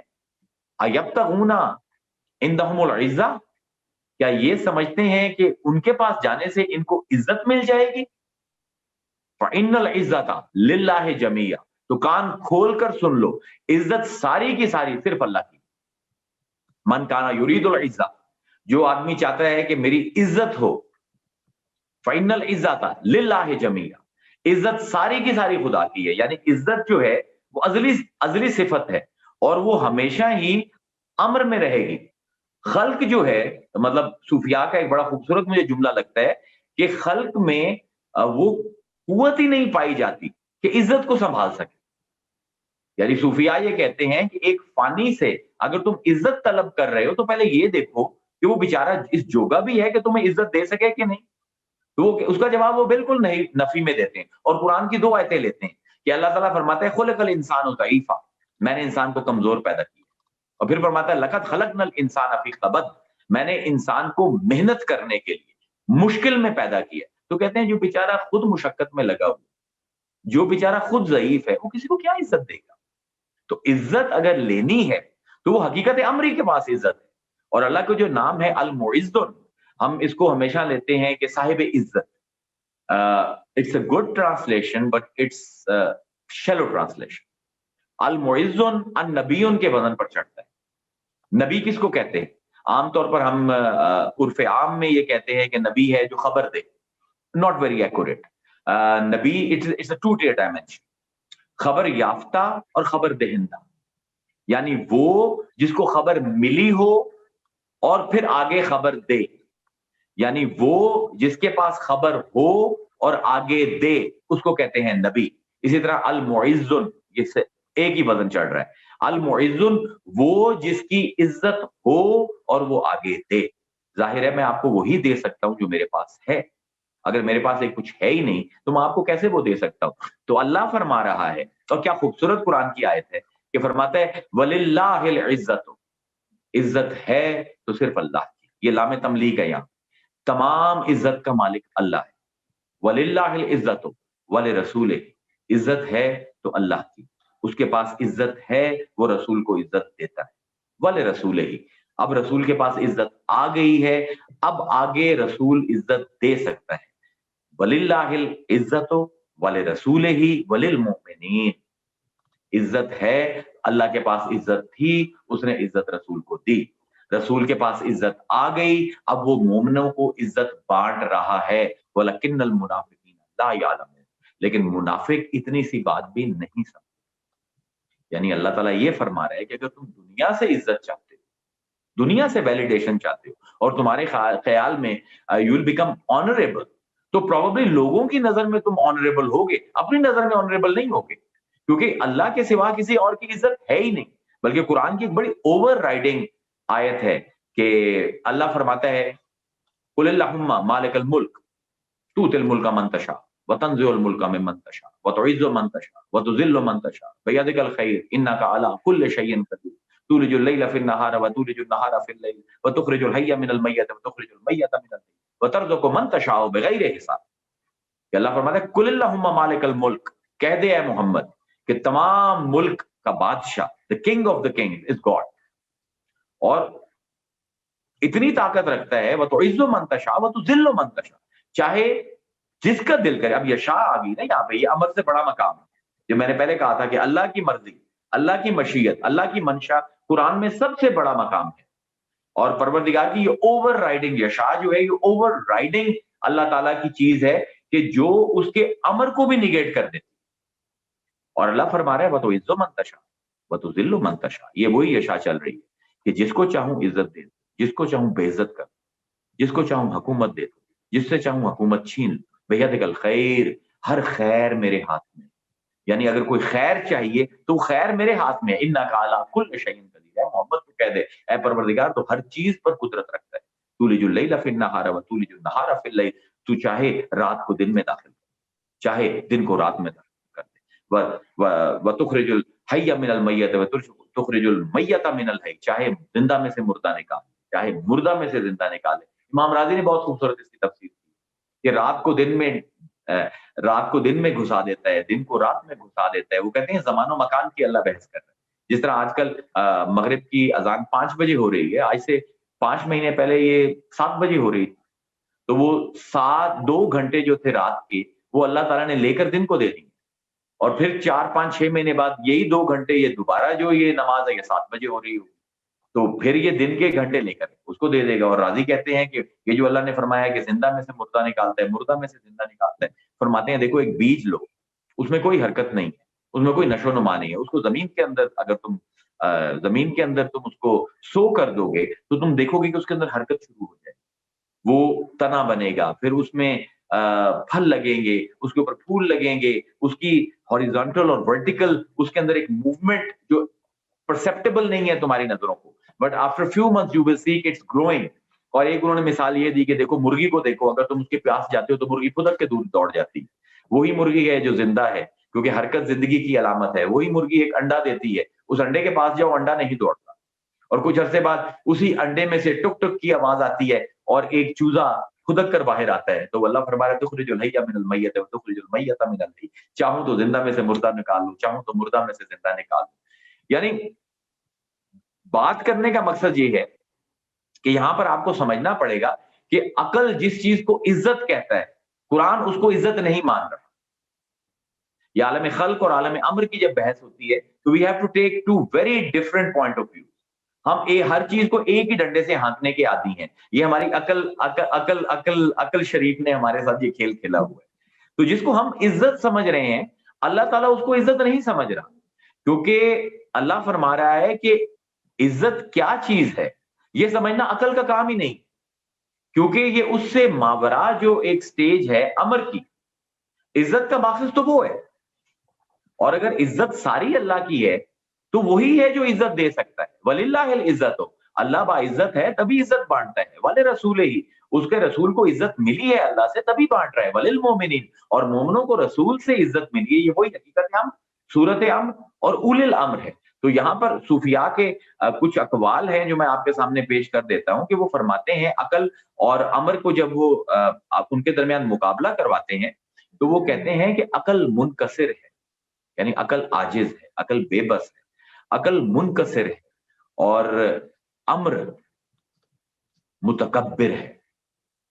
अकल मतलब ऐसी मुतकब्बिर है अम्र कि जब वो आता है तो अकल को बेबस कर देता है। और उसके ऊपर कुरान की बड़ी खूबसूरत आयत आती है कि हुवल्लाह हुल्लज़ी ला इलाहा इल्ला, अल्लाह फरमाता है कि बस वही है इबादत के लायक और कोई इबादत के आदि। हुवल मालिकुल कुद्दूसुल सलामुल मुमिनुल मुहैमिनुल अजीजुल जब्बारुल मुतकब्बिर, और वही मुतकब्बिर है। तो सूफी कहते हैं कि अकल जब तक आजिज नहीं होती तब तक वो अल्लाह अकबर को पहचान नहीं सकती, वो अम्र को पहचान नहीं सकती। तो वो फरमाते हैं कि अकल मुनकसिर है और अम्र मुतकब्बिर है। अकल चरागे राह है, इसके बगैर आप अल्लाह की मार्फत का रास्ता तय नहीं कर सकते। अकल चरागे राह है लेकिन अमर मंजिल राह। अकल जो है वो सबूत चाहती है और अम्र सल्ब का बादशाह है। عقل کہتی ہے کہ میں نے وجود کو درک کرنا ہے، میں نے اس کے اپوزٹ کو نگیٹ کرنا ہے، مجھے وجود کا ثبوت دو. اور امر ہنستا ہے اور کہتا ہے کہ سارے وجود ہی میرے، تضاد کے پاس جائے گا، اول کے پاس جائے گا وہ بھی میں ہوں، آخر کے پاس جائے گا وہ بھی میں ہوں، ظاہر کے پاس جائے گا. اور بڑی خوبصورت مجھے اسٹیٹمنٹ یاد آئی جو حضرت علی سے ایٹریبیوٹڈ ہے، لیکن غالباً یہ بایزید بسطامی یا ان کسی بزرگ کی ہے، کہ اللہ تعالیٰ کس طرح ظاہر ہے. کہ فرماتے ہیں کہ وہ اس طرح ظاہر ہے کہ لیسا فوقہ شیء، کوئی بھی چیز اس سے زیادہ ظاہر نہیں. اور کس طرح کا باطن ہے کہ لیسا دونہ شیء، کوئی بھی چیز اس سے دور نہیں، وہ چھپا ہوا ہے مگر دور نہیں ہے. اور ظاہر اس طرح ہوا ہے کہ اس سے زیادہ کوئی ظاہر نہیں ہے. یعنی اگر آپ اس کے باطن ہونے پر اگر آپ کہتے ہو کہ اللہ چھپا ہوا ہے، تو قرآن میں کہتا ہے فَإِنَّمَا تُوَلُّوا فَثَمَّ وَجْهُ اللَّهِ، جس طرف بھی دیکھو میرا چہرہ ہے. اور جب آپ کہو کہ یہی چہرے اللہ کے ہیں تو کہتے ہیں لا تدرکہ الابصار، تمہاری آنکھیں مجھ تک نہیں پہنچ سکتی. یہ پھر وہ دیکھیں تضاد آ رہا ہے. عقل کو متحیر کرنا، پورے قرآن جو ہے it operates in the pairs of opposites، کیونکہ وہ عقل سے ہی مقدمہ اٹھاتا ہے اور عقل کو ہی ایک مقام پر جا کر سلب کر کے دو تضاد کو اکٹھا کر کے عقل کو وہ رہنمائی فراہم کرتا ہے کہ جہاں پر وہ امر کے پاس پہنچ سکے. تو عقل ثبوت کا طالب ہے اور امر جو ہے وہ ثبوت کو سلب کرتا ہے. عقل جو ہے وہ اس کی رسائی مخلوقات تک ہے، اور امر خود مخلوقات کی تکوین، مخلوقات کو پیدا کرنے والا ہے. اس لیے کبھی بھی خلق امر تک ڈائریکٹلی نہیں پہنچ سکتے. اس کا ایک سٹرکچر قرآن نے یہ دیا ہے کہ اگر تم مجھ سے بات کرنا چاہتے ہو تم بات کر سکتے ہو میرے پاس، لیکن ایک میں سٹرکچر دے رہا ہوں. تم بات کرو اول الامر کے پاس، اول الامر سے بات کرو، اول الامر صورت امر سے بات کرو، صورت امر حقیقت امر سے بات کرو. یعنی تم نے خطاب کرنا ہے، اللہ کو کوئی ولی ڈھونڈو. ولی رسول سے بات کرتا ہے، وہ اس کا معاملہ ڈائریکٹ ہے. کیونکہ جس طرح قرآن میں حقیقت امر زمان و مکان سے ماورا ہے، اس طرح صورت امر بھی مکان و زمان سے ماورا ہے. وما ارسلناک الا رحمۃ للعالمین، میں نے دونوں عالموں کے لیے رحمت بنا کر بھیجا. یعنی صرف خلق کے لیے رحمت نہیں ہے، امر والوں کے لیے بھی رحمت. اس کو آپ جب اس تناظر میں دیکھیں گے ذرا انٹلیکچولی تو اس آیت کی بہت سی ڈائمینشنز آپ کے سامنے کھل جائیں گی. تو اللہ فرما رہا ہے کہ اگر تم حقیقت امر کا جلوہ دیکھنا چاہتے ہو، تمہاری ڈائریکٹ ایکسیس نہیں ہے. تم جا کے آثار عظمت صورت امر دیکھو. اور اگر تمہاری رسول کو بھی ڈائریکٹ ایکسیس نہیں ہے تو آثار عظمت اول الامر کو دیکھو. تم اولیاء کی صحبت میں آؤ، وہ تمہیں رسول کی صحبت میں لائیں گے، رسول تمہیں خدا کی صحبت میں لائے گا. یعنی دس از the structure of قرآن. آپ اس کو بائی پاس نہیں کر سکتے پورے قرآن. ایک دفعہ جب آپ کو یہ چیزیں سمجھ آنے لگتی ہیں، بلکہ اس کو اگر تھوڑا سا کمپلیکسٹی میں چلا جاؤں تو پروبیبلی آپ کو بات این ثابتہ آپ کو سمجھ آ جائے گی، حقیقت محمدی سمجھ آ جائے گی. ایک دم ذہن میں آیا کہ دیکھیے جس طرح میں نے عرض کی کہ جو کچھ کائنات میں ہے اس کی بنیاد امر ہے. اور اللہ تعالیٰ جو ہے جب انسان کو تخلیق کرتا ہے تو انسان کی بنیاد بھی کن فیکون میں ہے، لیکن دین پروردگار نے ایک پروسیس عالم امر میں ہی انسان کی تخلیق کا بتائے. وَإِذْ قَالَ رَبُّكَ لِلْمَلَائِكَةِ إِنِّي خَالِقٌ بَشَرًا مِنْ صَلْصَالٍ مِنْ حَمَإٍ مَسْنُونٍ فَإِذَا سَوَّيْتُهُ وَنَفَخْتُ فِيهِ مِنْ رُوحِي. یعنی جب میں اس میں اپنی روح ہوں، یعنی آدم کو جب میں جسم سوار لوں اور اس میں وَنَفَخْتُ فِيهِ مِنْ رُوحِي، یہ جو من ہے اس کو من تصغیر کہتے ہیں. یعنی اللہ فرما رہا ہے کہ میری روح بہت بڑی ہے اور اس میں سے تھوڑا سا میں آدم کو دے دوں، فَقَعُوا لَهُ سَاجِدِينَ، تو تمام فرشتوں تم اس کے سامنے سجدے میں گرتے. یعنی اس کو آپ کو یہ آپ سمجھ لیں گے دس از دا ٹرینٹی آف حقیقت محمدی، جو میں 3 آیتوں میں آپ کے سامنے رکھ رہا ہوں. کہ اللہ فرما رہا ہے وَنَفَخْتُ فِيهِ مِن رُوحِي، میں نے اپنی روح میں سے انسان کے اندر، آدم کے اندر اپنی بہت بڑی روح میں سے تھوڑا سا آدم کو دیا. اب روح کا لفظی معنی ہے داخل کرنا، to make something effuse with another thing. یہ روح کا مطلب لغوی معنی ہے. اب روح قرآن میں کیا ہے؟ تو اللہ فرماتا ہے یسألونک عن الروح قل الروح من امر ربی. جب سے تجھ سے پوچھتے ہیں کہ روح کیا ہے تو ان سے کہے کہ روح میرے امر میں سے ہے، یعنی میرا امر بہت بڑا ہے، اس میں سے تھوڑی سی ایک ڈائمنشن روح ہے، اور اس روح میں سے تھوڑا سا ہم نے آدم کو دیا. تو اب یہ اسٹرکچر آپ کے سامنے قرآن کا آ رہا ہے. یعنی امر ہے, امر میں سے تھوڑا سا روح ہے, اور اس روح میں سے بھی تھوڑا سا آدم کو ملا. اور دوسری طرف کہتا ہے وَكَذَلِكَ أَوْحَيْنَا إِلَيْكَ رُوحًا مِّنْ أَمْرِنَا, اے محمد ہم نے تجھے اپنے امر کی روح دے دی. یعنی اب جن لوگوں کو حقیقت محمدیہ سے الرجی ہے, آئی ڈونٹ نو کہ وہ ان 3 قرآن کی آیتوں کو کہاں پر پلیس کریں گے. یعنی اللہ کا امر ہے, اس میں سے تھوڑا سا ایک کمپوننٹ اس کا روح ہے, اور وہ بھی انفینٹی ہے, اور اس روح میں سے تھوڑا سا آدم کو مل رہا ہے. اور اللہ کہہ رہا ہے کہ محمد ہم نے تجھے اپنی روح میں سے نہیں دیا, ہم نے تجھے آدم میں سے کچھ نہیں دیا, بلکہ جو امر جہاں سے روح آ رہی تھی اس امر کی ایک روح تھی جو ہم نے تجھے دے دی. تو یہ حقیقت امر, صورت امر اور اول الامر کا پورا ایک قرآن نے چیپٹر کھولا ہے. اس لیے آپ دیکھیں گے اسلامی تاریخ میں جو صورت امر کے ساتھ لگا ہے عزت اس کو ملی. ایک واقعہ ہے جو میرے اپنے دل کو بہت لگتا ہے کہ جب میں اسلامک سیولائزیشن کو دیکھتا ہوں, especially in the context of where the prophet was and how اس وقت سوسائٹی کیسے ڈیوائیڈڈ تھی, تو اس میں عورت بیچاری کا بڑا کم مقام, عورت سے بھی کم مقام جو تھا وہ اجمی کا تھا. اور اجمی مطلب غیر عرب کا, وہ بالکل اجمی ہے نا, نام ہی انہوں نے اجمی ہمیں دیا ہوا تھا. تو مطلب بیسیکلی مرد جو تھے دیور دا ٹاپ ٹیئر, اس کے بعد بیچاری عورت آتی تھی, عورت کے بعد اجمی آتے تھے, اور جو لوئسٹ پٹ تھا وہ غلام تھے. یعنی آج کل ہم غلامی کو سمجھ نہیں سکتے. We are now employees and employees, we don't have slaves any more. Slave کو قتل کر دے آقا, اس کے اوپر کوئی مقدمہ نہیں ہوگا. سلیو کو بھوکا مار دے, اس کو ننگا کر دے, اس کے اوپر سوال ہی نہیں ہو سکتا. اب اس معاشرے کے تناظر میں یہ بتا رہا ہوں کہ المعز کرتا کیا ہے. اس معاشرے کے تناظر میں ایک سلیو ہے, پھر سلیوز کی بھی کیٹیگریز ہیں. ایک سلیوز ہیں جو نسبتاً گورے ہیں, ان کی پھر کوئی عزت ہے. پھر دوسرے ہیں جو بیچارے رنگ کے کالے ہیں, ان کی بالکل عزت نہیں ہے. اور پھر جو عرب کے بدوؤں کے علاوہ کالے ہیں وہ پھر بیچارے ان سے بھی لوئسٹ ہے. یعنی 7واں درکا جو ہے, سب سے جو لوئسٹ پٹ میں تھے وہ سلیوز تھے, انہی میں ایک بلال حبشی. تو if you look at the society and how it is operating, تو تب آپ کو اسلام کا حسن سمجھ آئے گا. مطلب this guy is not an Arab, he is a non-Arab, he is not even a woman, he is a male, he is not even pretty, he is not even Arab, he is Ajam. وہ اجم بھی نہیں ہے, بیچارہ African ہے, اور نقش بھی اس کے بیچارے کے بالکل واجبی سے ہیں. اب کیا اس بیچارے کو عزت دینی ہے کسی نے؟ اور فتح مکہ ہو رہی ہے, اور حضور نے کہا کہ آپ ہم پہلی اذان دیں گے, اللہ کو پکاریں گے, اور کعبے میں مطلب you can say it is the start of Islamic empire, اور اللہ کا گھر ہے.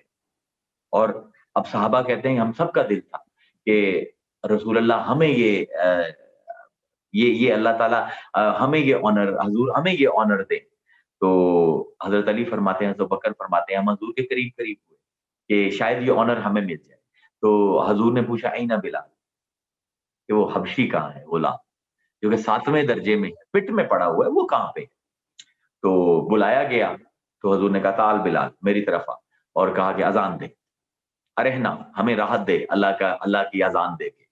تو حضرت بلال نے عرض کی کہ یا رسول اللہ جب ہم مدینے میں تھے تو میں اسی خانہ کعبہ کی طرف منہ کر کے اذان دیتا تھا, تو ابھی بھی اس کی طرف منہ کر کے اذان دوں؟ آپ نے فرمایا نہیں, تو خانہ کعبہ کی چھت کے اوپر. یعنی عزت دیکھیے کہ رب کا گھر ہے, اور ایک کالا سلیو چھت کے اوپر کھڑا ہے. اب وہ چھت پر کھڑے ہو گئے اینڈ ہی واز کنفیوز. تو حضور نے کہا کہ اذان دے, تو کہنے لگے یا رسول اللہ جب وہاں پر ہوتا تھا تو چہرہ میں کرتا تھا کعبے کی طرف, اب تو پاؤں میں ہے, کس طرف چہرہ کروں؟ تو حضور نے کہا مجھے دیکھ. یعنی حقیقت امر, صورت امر اور اول الامر, یہ میں منظر آپ کے سامنے پیش کر رہا ہوں, سین پیش کر رہا ہوں. اللہ کا گھر ہے, اس پر اول الامر کھڑا ہے جو صورت امر کو دیکھ رہا ہے, جو حقیقت امر کو دیکھ رہا ہے. This is the only مطلب transaction we can have with divinity in قرآن. اب وہ کھڑا ہے, تو قریشی تھے, وہ ہماری طرح کے ہی تھے, تو ایک کہنے لگا کہ یہ مسلمانوں کے رسول کو اس کالے کبے کے علاوہ اور کوئی نہیں ملتا. اور دوسرے نے کہا کہ یار پچھلے سال میرا باپ مرا تھا تو میں بہت رویا, آج میں ہنستا ہوں کہ کم از کم یہ تو نہ دیکھتا.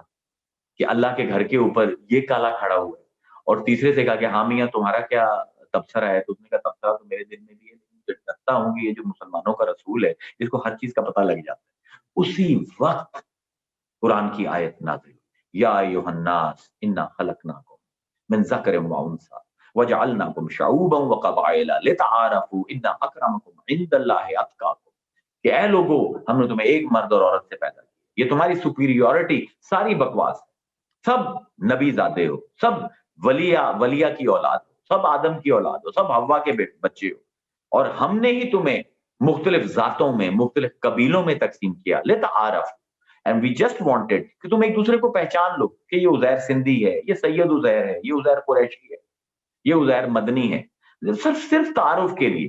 ان اکرمکم عند اللہ اتقاکم، میرے نزدیک عزت والا وہ جو تقوی میں بلند۔ اب کیونکہ یہ تقوی میں بلند تو یہ چاہے کالا ہے، چاہے یہ 7ویں درکے سے ہے، چاہے تمہارے معاشرے میں اس کو کوئی عزت نہیں، میں بتا رہا ہوں ان اکرمکم عند اللہ، اس کی اللہ کی نظر میں عزت ہے۔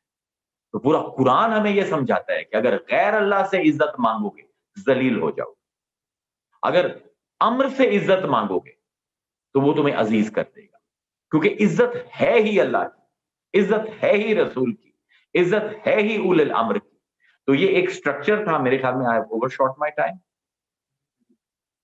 ہاں تو آئی ایم سوری، وہ لیکن میرے خیال میں I have driven it home کہ یہ درجے کیا ہیں، اور ہمیں اولو الامر سے صورت امر اور صورت امر سے حقیقت امر تک کسی بھی ڈیوائن ایٹریبیوٹ کے حصول کا طریقہ قرآن میں اس کے علاوہ کچھ نہیں۔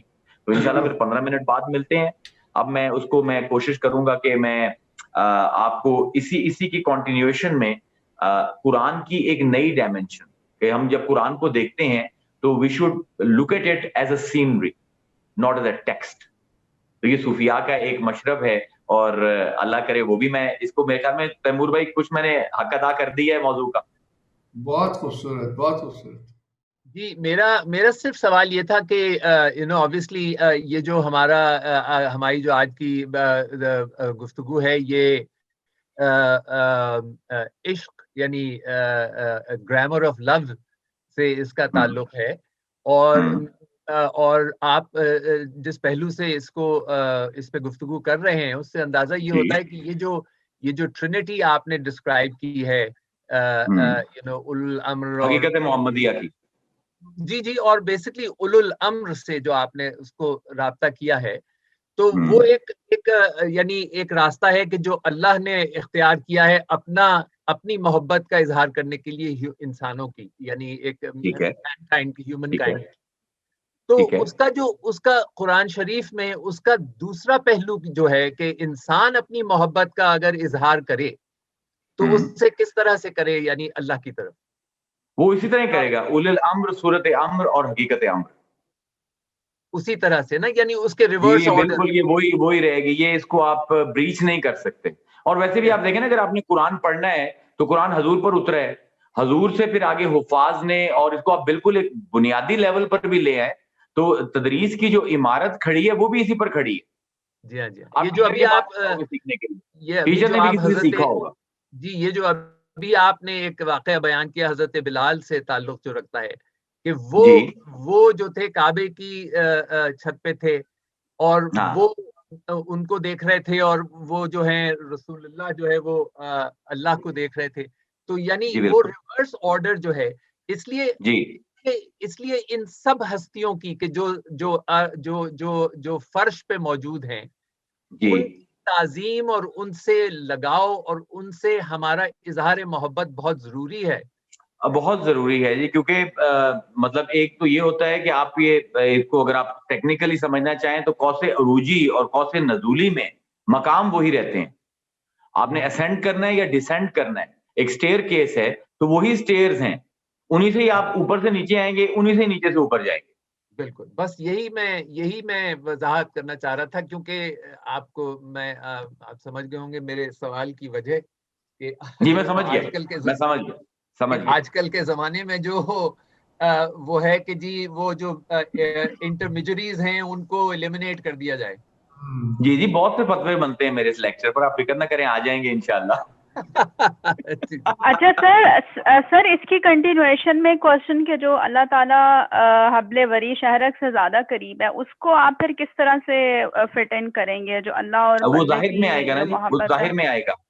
وہ اس کے اوپر پورا ایک لیکچر میں نے آپ سے کہا تھا نا کہ ہم اسی میں انشاءاللہ صوفیزم اور صوفی ماسٹرز میں ایک جو اللہ تعالیٰ کو ڈھونڈنا ہے اس عالم خلق میں، اس کو کیسے سمجھنا ہے، وہ اس کی ایک پوری علیحدہ ایک 45-50 منٹ لگیں گے اس کے اوپر، اس کو بھی انشاءاللہ ہم ایکسپلور کر دیں گے. اچھا سر ایک اور سوال ہے، اجازت ہو؟ اور اصل میں 2 اور ہیں. اچھا سر ہم نے ساری بات عقل کی ہے کہ عقل جو ہے وہ بیولڈر ہو جاتی ہے، اور پھر وہ سارا کچھ جو پروسیس ہم نے کیا اللہ کو پانے میں، اللہ کو سمجھنے میں، تو اب تک جو ہم سنتے آئے ہیں کہ بیسیکلی جہاں عقل آتی ہے وہاں پر آ کے لمیٹیشن ہوتی ہے، جو اقبال بھی کہتے ہیں عشق ہے جو بیسیکلی ہمیں چاہیے رب کو پہچاننے کے لیے، کیونکہ وہ آنکھ میں کود پڑتا ہے، اس کی لمیٹیشن نہیں ہے. لیکن ہماری آج کی ساری ڈبیٹ عقل کو سراؤنڈ کری تھی، تو عشق کے اراؤنڈ نہیں تھی. تو اس کی وجہ یہ ہے جی کہ میں اپنے اصول صرف قرآن سے تخریج کرتا ہوں، تو قرآن نے کبھی بھی عقل کو ڈیمین نہیں کیا جی. اور یہ عقل اور عشق کا جو آپ نے مقابلہ کروایا، عشق کا لفظ تو پورے قرآن اور حدیث میں ہے ہی نہیں. تو سر پھر ہم اور میرے خیال میں عشق جو ہے وہ عقل کی بیولڈرمنٹ کا نام ہے، جو میرا اپنا ایک مطلب ایک میرا اوپینین ہے کہ وہ عشق پر بھی میں عقل کے بغیر نہیں پہنچ سکتا. کیونکہ اللہ نے جب فرمایا ہے کہ حضور نے جو فرمایا ہے کہ اول ما خلق اللہ العقل، اللہ نے سب سے پہلی مخلوق جو تخلیق کی ہے وہ عقل ہے، وہ عشق نہیں ہے. عشق اس عقل کا ایموشن ہے جب وہ بیولڈر ہوتا ہے، اور اس کے لیے وہ برنگنگ آف دی اپوزٹس جو ہے اس کے اوپر پورے ہمیں 2-3 لیکچر کرنے پڑیں گے اگر اس کو سمجھانا ہے. وہ پوری زندگی کے لیے کافی ہے. جمع فی تضادین جو ہے وہ بہت بڑا فلسفہ ہے. وہ جو حضرت علی رضی اللہ عنہ کہتے ہیں کہ میں نے رب کو اپنے ارادے کے ٹوٹنے سے پہچانا، تو وہ بیولڈرمنٹ سے وہاں پر یہ ہے کہ ہم اپنی کوششیں کر رہے ہوتے ہیں اور کچھ بھی نہیں ہوتا، اور پھر ہم وی گیو اپ، اور پھر فائنلی پھر شاید سمجھ آنا شروع ہوتا ہے. جی at a very elementary level you can say that, لیکن اس کے بہت سے اصول ہیں، اس کے ضوابط ہیں اپنے، ان میں سے ایک یہ ضابطہ ہے جو آپ نے بیان کیا. اچھا سر ایک آخری کوشچن ہے، ایک اسکپ کر رہی ہوں، بس آخری پوچھ رہی ہوں. I don't want to be the only one speaking.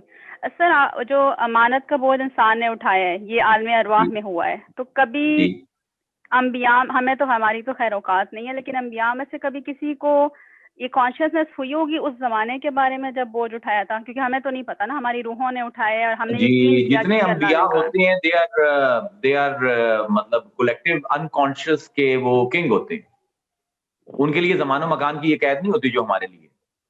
ان کو پتا ہوتا ہوگا اور یاد بھی ہوتا ہوگا جب ان کی روح نے اور ہماری روحوں نے اللہ سے اولیاء کا یہ کلیم ہے کہ ہر وقت ہمیں الستو بربکم کی آواز آتی ہے، تو وہ تو انبیاء ہیں، مطلب اولیاء تو ان کے سامنے طفل مکتب ہے، تو ان کا شعور کیا ہوگا؟ وہ تو سب کانشیس لیول سے بہت آگے کلیکٹیو انکانشیس کے لوگ ہیں وہ.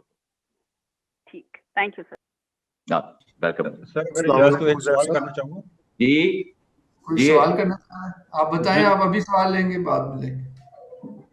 عزیر صاحب یہ اچھا معذرت سے وہ آپ عقل کی بات کر رہے ہیں، قرآن میں جا بجا ایک لفظ ایک مطلب ایک حلقے کے بارے میں کہا گیا اولی الالباب، سمجھدار لوگ، سمجھنے والے. یہ کیا یہ وہ عقل کے معنی میں ہی آپ اس کو لیں گے یا اس کو کسی اور زمرے میں؟ یہ جو لب کا لفظ ہے آپ کو اس کو سمجھنا پڑے گا. اردو میں اس کا پرفیکٹ پیرالل ہے آپ کے پاس خلاصہ.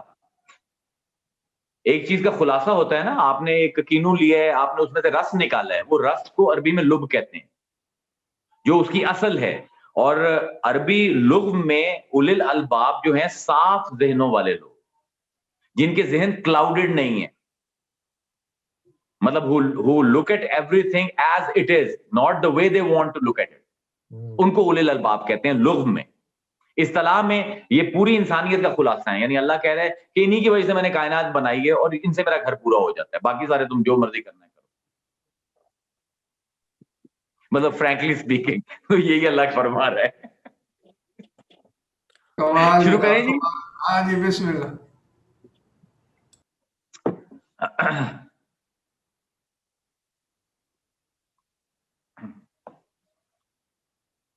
نحمده ونصلي على رسوله الكريم، اما بعد فاعوذ بالله من الشيطان الرجيم، بسم الله الرحمن الرحيم.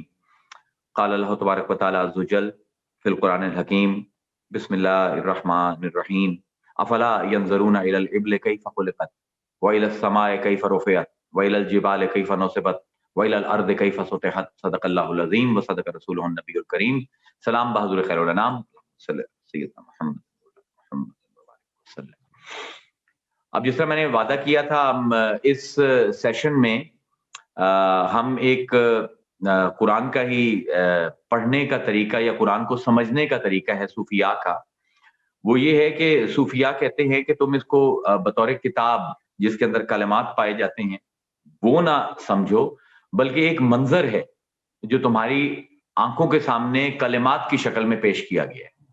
تو اس کے لیے ایک پورا سائیکالوجی کا ایک چیپٹر ہے جو میں آپ کے سامنے کھولنے جا رہا ہوں. It's pretty modern one. ہمارے ٹریڈیشن میں اس کے اوپر اتنی بات نہیں ہوئی کیونکہ سائیکالوجی ابھی بالکل ہی ایک نیا فیلڈ ہے. تو سائیکالوجی میں ایک جو منظر اور کلمہ، صورت اور لفظ، اس کا جو آپس میں تعلق ہے، اگر ہم اس کو سمجھ لیں تو ہمیں سمجھ آ جائے گی کہ یہ جو ہمیں صوفیاء یہ کہتے ہیں کہ ہمیں قرآن میں سب کچھ نظر آتا ہے. What do they mean by it؟ تو منظر جو ہے حقیقتاً مفہوم کے ترسیل کا وسیلہ ہے. یعنی ایک منظر کے اندر لفظ نہیں پائے جاتے، معانی پایا جاتا ہے. کچھ بھی جو ارد گرد آپ کے ہوتا ہے وہ ایک منظر ہے، ایک نظارہ ہے نظروں کے لیے، اور اس کے اندر کوئی نہ کوئی مفہوم ہے جو آپ کو ٹرانسفر کرتا ہے وہ نظارہ. اور انسان کی فطرت یہ ہے کہ جب بھی وہ کسی چیز کو دیکھتا ہے تو وہ کوئی نہ کوئی لفظ تراشتا ہے اس کو ٹیگ کرنے کے لیے. یعنی جیسے ہی کوئی چیز میں دیکھوں گا تو مجھے کوئی نہ کوئی ٹائٹل اس کو میں دیتا ہوں. اس کی وجہ یہ ہے کہ ہمارے جو جد امجد تھے حضرت آدم علیہ السلام، ان کی جب شروعات ہوئی ہے تو اللہ فرماتا ہے علم آدم الاسماء کلھا، میں نے آدم کو تمام ناموں کا علم دیا. تو یہ لگتا یہ ہے کہ ہماری فطرت کے اندر پروردگار نے یہ ڈال دیا ہے کہ ہم کسی بھی چیز کو بے نام نہ رہنے دیں. اور اگر آپ انبیاء کو دیکھو کہ especially who are the true sons of nature، جو کہ واقع ہی جن کو ہم کہہ سکتے ہیں کہ ابن الفطرت ہیں بلکہ سید الفطرت ہیں، تو ان کا یہ آپ کو ایک طرح امتیاز نظر آئے گا کہ ان کے پاس کچھ بھی ہو اس کو وہ کوئی نہ کوئی نام دے دیتے ہیں. حضور کی اگر آپ سیرت مبارکہ دیکھیں گے تو آپ کے عصا ہیں، 2 طرح کی چھڑیاں حضور کے پاس، دونوں کے نام ہیں. حضور کا گدا ہے، اس کا بھی نام ہے کافور. حضور کے یہ جو پگ ہیں پہننے والی، وہ 4-5 حضور کے پاس ہیں، ان کا بھی نام ہے. کسی کا نام صحاب ہے، کسی کا نام اسود ہے. یعنی you can see in the life of the prophet that he doesn't leave anything unnamed. Then he has this habit کہ جو ان کے لوگ حلقہ ارادت میں شامل ہو رہے ہیں ان کو نئے نام دیتے ہیں حضور، اور ہم ان لوگوں کو انہی ناموں سے جانتے ہیں. یعنی اب حضرت ابو بکر کا نام جو ہے عرف میں صدیق مشہور ہے، عمر کا فاروق مشہور ہے، عثمان کا غنی مشہور ہے، علی کا ولی اور یہ سب وہ اسماء ہیں جو حضور نے ان کو دی ہیں. تو اب منظر کا اور کلمے کا تعلق کیا ہے؟ This is what we have to understand. کہ جس طرح میں نے عرض کی کہ منظر کا کام ہے کوئی مفہوم ٹرانسفر کرے، اور ہماری فطرت یہ ہے کہ جب ہم کوئی بھی منظر دیکھیں تو ہم اس کو کوئی نہ کوئی نام دیں، اور نام کے لیے ہمیں کلمے کی ضرورت ہوتی ہے. I will link it back to قرآن. ابھی تھوڑی سی سائیکالوجی کی ڈسکشن کر لیتے ہیں. تو اگر آپ دیکھیں تو آپ کوئی بھی چیز دیکھتے ہیں تو اس کی ریکگنیشن کے لیے آپ کو نہ کوئی لفظ گھڑتے ہیں، اور کوئی بھی لفظ اگر بولا جائے تو ایک منظر آپ کے سامنے آ جاتا ہے. فرض کیا let's take a example of a mountain. So اگر میں ایک پہاڑ کو دیکھتا ہوں تو میرا ذہن جو ہے کوئی نہ کوئی اس کے لیے لفظ گھڑ لیتا ہے. اب جس طرح پہاڑ کا لفظ یا ماؤنٹین کا لفظ یا جبل کا لفظ، یہ میں نے گھڑ لیا ہے. اور جب بھی کوئی میرے سامنے جبل کا لفظ یا پہاڑ کا لفظ یا ماؤنٹین کا کلمہ بولے گا، لفظ بولے گا، تو ایک منظر میرے ذہن میں آ جائے گا. تو ہم کہہ سکتے ہیں کہ معنوی ربط پایا جاتا ہے منظر میں اور کلمات میں، صورت میں اور لفظ میں. کہ اگر صورت ہوگی تو کوئی نہ کوئی لفظ ابھرے گا، اور کوئی نہ کوئی لفظ بولا جائے گا تو کوئی نہ کوئی منظر میری نگاہوں کے سامنے آ جائے گا. This happens at a very very subconscious level. اور یہ صوفیاء ہی ہیں جنہوں نے اس ایلیمنٹ کو بھی ڈسکور کیا ہے. اس کے بغیر ہم معرفت کسی بھی چیز کی نہیں حاصل کر سکتے. ہمیں کوئی نہ کوئی اسم چاہیے چیز کو پہچاننے کے لیے. تو ہم صوفیاء کا ایک جملہ ہے کہ صورت کلمے کی خالق ہے اور کلمہ صورت کا خالق ہے. यानी इनका टू वे रिलेशनशिप है कि मंजर आएगा तो कोई ना कोई लफ्ज उसको मैं दूंगा, और वो लफ्ज बोला जाएगा तो मेरे जहन में कोई ना कोई मंजर आ जाएगा। और इसको अगर आप देखें तो अब उसमें होता ये है कि कोई भी मंजर हो, उसमें अगर मंजर दिखाने वाला हद ना लगाए तो हर नाजिर की मर्जी है कि उससे जो मफहूम चाहे अखज कर ले। This is very important. मतलब I am going to explain it to you why divine scriptures are so important. कि अगर मंजर मेरी नजरों के सामने है तो उससे क्या नतीजा और क्या मतलब मैंने अखज करना है, What is that process of the mind?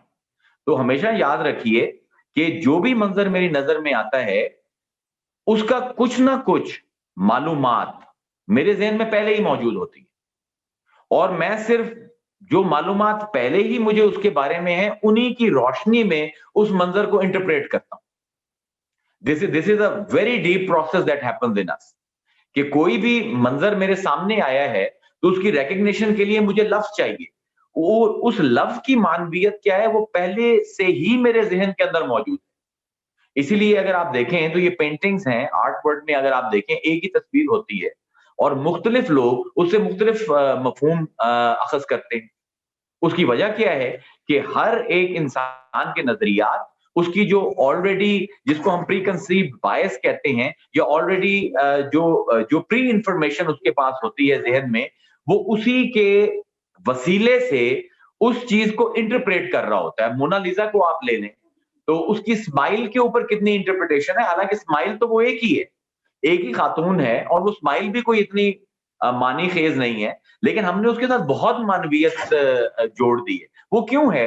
क्योंकि हम सब के अंदर उस एक स्माइल के बारे में, एक औरत के बारे में पहले से ही कुछ तसव्वुरात, कुछ नजरियात मौजूद हैं, और जब हम उस तस्वीर को देखते हैं तो उन नजरियात और उन तसव्वुरात की नजर से हम उसके मानी जो है वो अखज करने की कोशिश कर रहे होते हैं। और ये ह्यूमन बिहेवियर बहुत कॉमन है। यानी अगर आप देखें कि एक शिकारी है और उसके हाथ में जाल है, तो वो तलाश करता है इस मंजर की कि कहीं पे कोई स्ट्रीम फ्लो कर रही। अब वो स्ट्रीम को देख रहा है, उसको कोई उसमें मछली नजर नहीं आ रही, लेकिन पहले से ही उसके ज़हन के अंदर एक मानी चल रहा है कि इस तरह की स्ट्रीम्स के अंदर फिश पाई जाती है, तो वो जाल डाल देता है। तो ये अगर आप देखें कि मंजर और जो नजरिया है उसका आपस में कितना बाहम रब्त है। यानी एक शिकारी है, वो अपनी गन लेके जंगल में जा रहा है, उसको अभी जंगल में कुछ नजर नहीं आ रहा, लेकिन उसके जहन में पहले ही ये एक इंफॉर्मेशन पाई जाती है कि जंगल में परिंदे भी होंगे, जानवर भी होंगे, और मैं उन जानवरों को और परिंदों को अपनी फूड के तौर पर यूज कर सकता हूं। तो जो भी मंजर होगा उसको समझने के लिए कोई ना कोई नजरिया पहले से ही मेरे जहन में मौजूद होगा। इसलिए हमारी नजरों की भी जो आदत है, और ये बड़ी अजीब आदत है हमारी, कि हम हमेशा मानूस को तलाश करते हैं। मानूस किसको कहते हैं? जिससे पहले ही आपका कोई ताल्लुक हो। मसलन अगर मैं आज अमेरिका चला जाता हूं तो इनवॉलंटरीली इज़्तरारन मैं कोशिश करूंगा कि मुझे कोई ऐसा चेहरा नजर आए जो पाकिस्तानी है, जो इंडियन है, क्योंकि मेरा ऑलरेडी उस तहजीब के साथ एक उन्स डेवलप हो चुका है। तो हम नामानूस में भी हमेशा मानूस को तलाश कर रहे होते हैं, और ये इतना सटल प्रोसेस है कि unless you take a step back and look into your own processes, how you operate, हमें ये समझ नहीं आती। तो अब पहले इब्तदान मुकद्दमे में आप ये बात समझ लीजिए कि जहां पर मंजर आएगा हम उसके साथ कोई लफ्ज अटैच करेंगे, और लफ्ज जैसे ही हमारे जहन में आएगा, कोई भी बोलेगा तो हमें हमारे जहन में कोई ना कोई मंजर सामने आ जाएगा। अब मंजर का ताल्लुक नजर से है और कलमे का ताल्लुक समाज से है। This is a very interesting debate कि हम कह रहे हैं कि मंजर और कलमा बाहम रब्त में है। अब मंजर मेरी आंखें देखती हैं और लफ्ज मेरे कान सुनते हैं। प्रोसेस तो एक ही होना चाहिए, but there is a divorce that we feel, there is a distance we feel in listening and seeing something. हालांकि वो जो हम सुन रहे हैं, जब माउंटेन किसी ने कहा तो मेरे जहन में एक तस्वुर उभरा है, एक मंजर उभरा है, लेकिन सुनना और है और देखना और है। हालांकि इनके बैक के ऊपर प्रोसेस एक ही चल रहा है। तो जिन लोगों ने साइकोलॉजी पढ़ी हुई है, probably they will appreciate what I am saying. अब हम टैग करते क्यों हैं? यानी हम, अब सवाल ये पैदा होता है कि मैं मंजर को एज अ मंजर रिकॉर्ड क्यों नहीं करता? میں اس کو کلمات میں کیوں ڈھالتا ہوں؟ اس کی بھی ایک بنیادی وجہ ہے. اس کی وجہ یہ ہے کہ میرا ذہن کی جو میموری ہے وہ لمیٹڈ ہے, اور خاص طور پہ جو مجھے فوراً چاہیے میموری. ہمارے پاس ایک سائیکالوجسٹ بیٹھا ہے, I think he will really dig into what I am seeing. تو ہمارے جو ذہن کی میموری ہے وہ لمیٹڈ ہے, اور مناظر میں اتنی زیادہ تفصیل ہوتی ہے کہ اگر میں تمام جزیات جوں کی توں ریکارڈ کروں تو probably after a month or so I will run out of my memory. میری ریڈ اونلی میموری بھی I will run out, and random access memory سے بھی I will run out. اور پھر میں ایکوریسی کے ساتھ اس منظر کو کبھی بھی ریکال نہیں کر سکتا. تو اس کے لیے میرے ذہن کی ٹیکنیک یہ ہے کہ ایک میں منظر لیتا ہوں, اس کو کوئی نہ کوئی ٹیگ دیتا ہوں, اس کو کوئی نہ کوئی ٹائٹل دیتا ہوں, اور پھر جب بھی وہ ٹائٹل میرے سامنے دہرایا جاتا ہے تو وہ منظر میرے سامنے دوبارہ ریکریٹ ہو جاتا ہے اپنی تمام جزیات کے ساتھ. یعنی یہ ہمارے ذہن کا پروسیس ہے. اور مثلاً اس کو اس طرح سمجھ لیجئے کہ میں نے آپ سے کہا ماؤنٹین, تو اب تیمور بھائی ہیں, یہ احسان بھائی ہیں, اور جتنے بھی یہاں پہ شرکا ہیں, ہر ایک کے ذہن میں ایک علیحدہ پہاڑ کا تصور ہے. جو اس کا تجربہ ہے, جو اس کا نظریہ ہے, جو اس کی انفارمیشن ہے, اس کے مطابق اس کا ذہن جو ہے اپنے تخیل میں ایک ماؤنٹین کو کریٹ کرے گا. لیکن اگر میں کہتا ہوں K2, اب دس از اے ٹیگ. اب آپ اور میرے جنہوں نے K2 دیکھا ہوا ہے ان کے ذہن میں ایک ہی امیج ابھرے گا. تو دس از اے ویری انٹرسٹنگ فینومینا کہ جب ہم ایک منظر کو ٹیگ کرتے ہیں کسی کلمے کے ساتھ, تو پھر وہ جتنے بھی سننے والے ہیں, حالانکہ کانوں سے سن رہے ہیں, ان کے تخیل کی آنکھ میں ایک ہی پہاڑ آئے گا جس کی ایک نوک ہے, اور وہی K2 ہمارے ذہن میں آئے گا. اور اگر آپ دیکھیں تو آرٹ ورلڈ میں, ہماری عام فوٹوگرافی میں یہ ٹیگنگ اتنی امپورٹنٹ ہے. مثلا ایک میں تصویر دیکھتا ہوں کہ جس میں ایک ماؤنٹینز ہیں, دو, ایک ویلی ہے, اس کے اندر سے دریا جا رہا ہے, اور کچھ درخت ہیں, جنگل اگا ہوا ہے, اور بیچ میں کچھ 12-15 لوگ کھڑے ہیں, اور نیچے ٹیگ ہوا ہے وزیر اعظم پاکستان عمران خان. اب ایک تو آپ یہ دیکھیں کہ منظر میں جتنی بھی چیزیں میں نے بات کی ہیں, درخت, ویلی, ماؤنٹینز, ریور, ہیومنز, سب کے سب ہماری ان سے معرفت اسم سے ہی ہو رہی ہے, کلمے سے ہی ہو رہی ہے. اب جیسے ہی وہ ٹیگ لائن آئی وزیر اعظم Pakistan, I will ignore the mountain, I will ignore the valley, I will ignore the river, I will ignore everything, I will focus on that مانوس چہرہ عمران خان صاحب کا, جو میرے ذہن میں پہلے ہی موجود ہے. اور جیسے ہی میں ان کو دیکھوں گا تو مجھے سمجھ آ جائے گی کہ جو فوٹوگرافر وانٹس می ٹو سی خان صاحب, یعنی وہ پورے منظر میں سے ایک ٹیگ لائن نے, اس طرح جتنے بھی مصور ہیں جو پینٹنگ کرتے ہیں, آپ نے دیکھا ہوگا وہ اپنی پینٹنگز کے نام دے دیتے ہیں. یہ ایک قسم کی بائس ہوتی ہے, ایک پابندی ہوتی ہے جو مصور لگاتا ہے کہ بھائی تصویر تو میں نے بنا دی ہے اور اس میں بہت سے آبجیکٹس ہیں, and there are millions of possible معنی جو کہ آپ اخذ کر سکتے ہو اس تصویر سے, لیکن میرا ذہن یہ ہے, what I want you to see is this. اور پھر ہمارے اندر امپریشنزم اور ایبسٹریکٹ اور کئی, اب اس طرح آرکیٹیکچر میں آپ ٹیگنگ کرتے ہو بے تحاشا. اب تیمور بھائی اس کے امام ہیں آرکیٹیکچر کے, تو he will appreciate what I'm saying کہ یہ ایک لائن لکھ کر, ایک لفظ لکھ کر, کچھ کلمات لکھ کر اس نظارے کو ایک جہت میں کھولنا اور باقی جہتوں پر پابندی عائد کرنا, یہ نظارے کا اور کلمے کا آپس کا باہم ربط ہے. اب قرآن کو دیکھیے, یہ کلمات ہیں, یہ الفاظ ہیں, اور جیسے ہی آپ لفظ سنتے ہو اس کے ساتھ کوئی نہ کوئی نظارہ آپ کے سامنے آتا ہے. This is human nature, nobody can avoid it. کوئی بھی میں لفظ بولوں گا, کوئی نہ کوئی آپ کے ذہن میں تخیل آئے گا. اب پروردگار ٹیگ لائن یوز کر رہا ہے جو میں نے سرنامہ کلام میں پڑھی ہے. اب سب سے پہلے آپ نے یہ سمجھنا ہے کہ قرآن جو ہے it is an ever evolving scenery. Forget about it for a while کہ یہ کتاب ہے جو اللہ نے لکھی ہے اور یہ اس میں کلمات پائے جاتے ہیں. Forget about that. جو میں نے کلمے اور منظر کا آپ کے سامنے تعلق بیان کیا ہے, تھوڑی دیر کے لیے اس پر فوکس کیجیے. اب اللہ فرما رہا ہے قرآن میں کہ اب قرآن کو اگر آپ ویسے بھی دیکھیں نا تو قرآن میں مناظر ہی مناظر ہیں.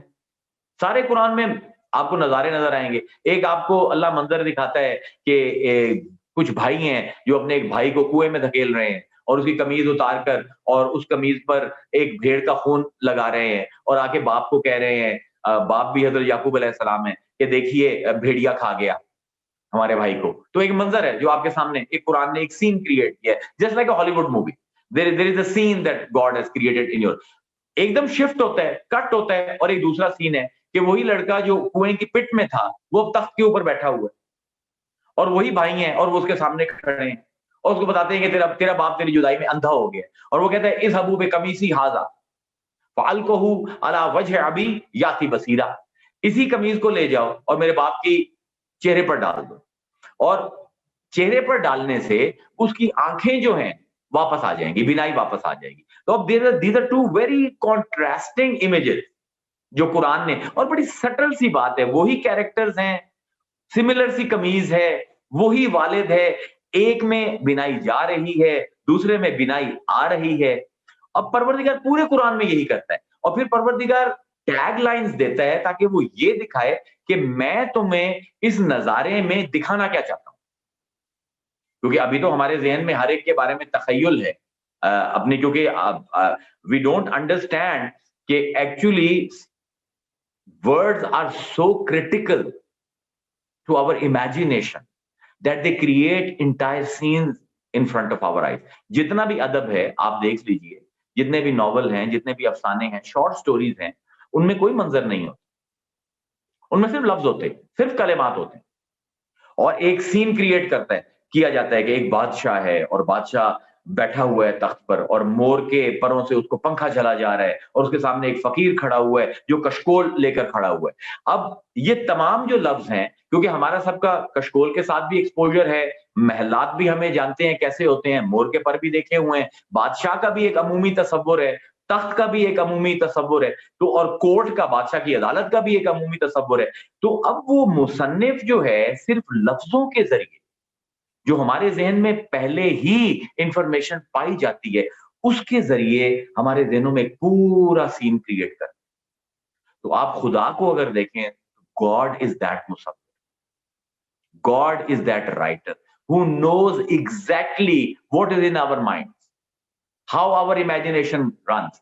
اب وہ پورے قرآن میں, اور دیکھیں 1400 سال پرانے سین ہیں, اور 4000 سال پرانے سین ہیں, 6000 سال پرانے سین ہیں, صرف یہ جانتے ہوئے کہ ہماری ذہنوں میں ان چیزوں کا کچھ نہ کچھ بنیادی مواد موجود ہے, وہ پورا ایک سین کریٹ کر رہا ہے پروردگار. افلا ينظرون الى الابل كيف خلقت, کیا عجیب و غریب ٹیگ لائن ہے. ایک بدو سے اللہ خطاب کر رہا ہے, بدو سفر پر جا رہا ہے, ایک اونٹ پر سوار ہے, بدو کو کیا نظر آتا ہے؟ یا اس کو آسمان نظر آتا ہے, یا اس کو پھیلا ہوا صحرا نظر آتا ہے, یا وہ چھوٹے چھوٹے ٹیلے ہیں جو پہاڑ ہیں وہ نظر آتے ہیں, یا اپنا اونٹ نظر آ رہا ہے. اللہ فرماتا ہے افلا ينظرون الى الابل كيف خلقت, تو دیکھ رہا ہے اس اونٹ کو, اور تو دیکھ رہا ہے کتنا عجیب ہے, تو یہ تو دیکھ رہا ہے, تو یہ نہیں دیکھ رہا کہ میں ہوں اس کا خالق, اس کو اتنا عجیب میں نے تخلیق کیا. اب this is the tag line, مطلب اللہ تعالیٰ تمام جہتوں کو بند کر کے ایک جہت کھول رہے. افلا ينظرون الى الابل كيف خلقت والى السماء كيف رفعت, اے بدو تو آسمان کو دیکھ رہا ہے اور سوچ رہا ہے کتنا بلند ہے, تو یہ تو دیکھ ہم نے اس کو بلند کیا. والى الجبال كيف نصبت, تو دیکھ رہا ہے کہ جو پہاڑ نصب ہوئے ہیں کیلوں کی طرح, کتنے بڑے ہیں, ان کو نہ دیکھ, تو یہ سوچ کہ ہم نے ان کو نصب کیا. وَإِلَى الْأَرْضِ كَيْفَ سُطِحَتْ, اور تو صحرا کو دیکھ رہے اور اس کی وسعت پر حیران ہو رہے, تو ہمیں نہیں دیکھ رہا کہ جو واسع ہیں اس کو وسعت دینے والے. تو اب یہ ٹیگ لائنز ہیں, یعنی ایک آپ کی جو ذہن میں اونٹ کا, آسمان کا, صحرا کا اور پہاڑوں کا تصور ہے, اس کو اللہ تعالیٰ استعمال کر کے اور ایک ٹیگ لائن دے رہا ہے کہ یہ سب کچھ بنانے سے میرا مقصد یہ ہے کہ تم میری بطور ثانی, بطور مصور, بطور خالق جو میری صفات ہیں, اصل میں تو میں تمہاری توجہ ادھر دلانا چاہتا ہوں. یعنی اس یہاں سے ہمیں یہ سمجھ آتی ہے کہ پروردگار جیسا فرماتا ہے سنریہم آیاتنا فی الآفاق وفی انفسہم حتی یتبین لہم انہ الحق اولم یکفی بربک انہ علی کل شیء شہید. بیوٹیفل آیت کہ سنریہم استمرار ہے, ہم ابھی دکھا رہے ہیں اور ان قریب بھی تمہیں دکھائیں گے. آیاتنا اپنی نشانیاں، فی الآفاق تمہارے ارد گرد کے ماحول میں، وفی انفسہم اور تمہارے اپنے نفسوں میں. ہم مطلب یہ جو پلان ہے ہمارا وہ یہ ہے کہ یہ سب آیتیں ہیں اور یہ سب جو تمہیں نظر آتا ہے، ابھی میں سمجھاؤں گا کہ حقیقتاً یہ کلمات ہیں اللہ کے. وی آر آل کلمت اللہ. کہ اللہ فرما رہا ہے کہ یہ سب جو تمہیں نظر آ رہے ہیں ان کی صرف ہونے کی وجہ یہ ہے کہ یہ میری نشانیاں ہیں اور انہوں نے تمہیں حق تک پہنچانا ہے. یعنی حق تک کیا پہنچانا ہے کہ یہ جو مانویت ہے اس منظر کی وہ تمہارے دل اور دماغ پر کشف ہونی ہے. اس لیے ہم نے پوری کائنات کو بنایا. ڈیزائن ہمارا ڈیوائن ڈیزائن یہ ہے اس منظر کو دکھانے کا. اب قرآن میں اگر آپ دیکھیں تو ایسے عجیب و غریب مناظر ہیں جو ہم نے کبھی نہیں دیکھے. But still Quran is using, مطلب یہاں پر پتہ لگتا ہے کہ پروردگار کتنا بڑا سائیکالوجسٹ اور کتنا ہماری نفسیات کو جانتا ہے. معراج ایک ایسا واقعہ ہے جو ہم میں سے کسی نے وٹنس نہیں، لیکن قرآن نے ایسا سین کریٹ کیا، مطلب ایسے سمبلز یوز کیے ہیں جو ہم اس دنیا میں دیکھتے ہیں اور ان کے ذریعے ایک پوری مووی چلا دی ہے معراج کی. سورہ نجم کی آپ پہلی 14 آیتیں پڑھ لیں.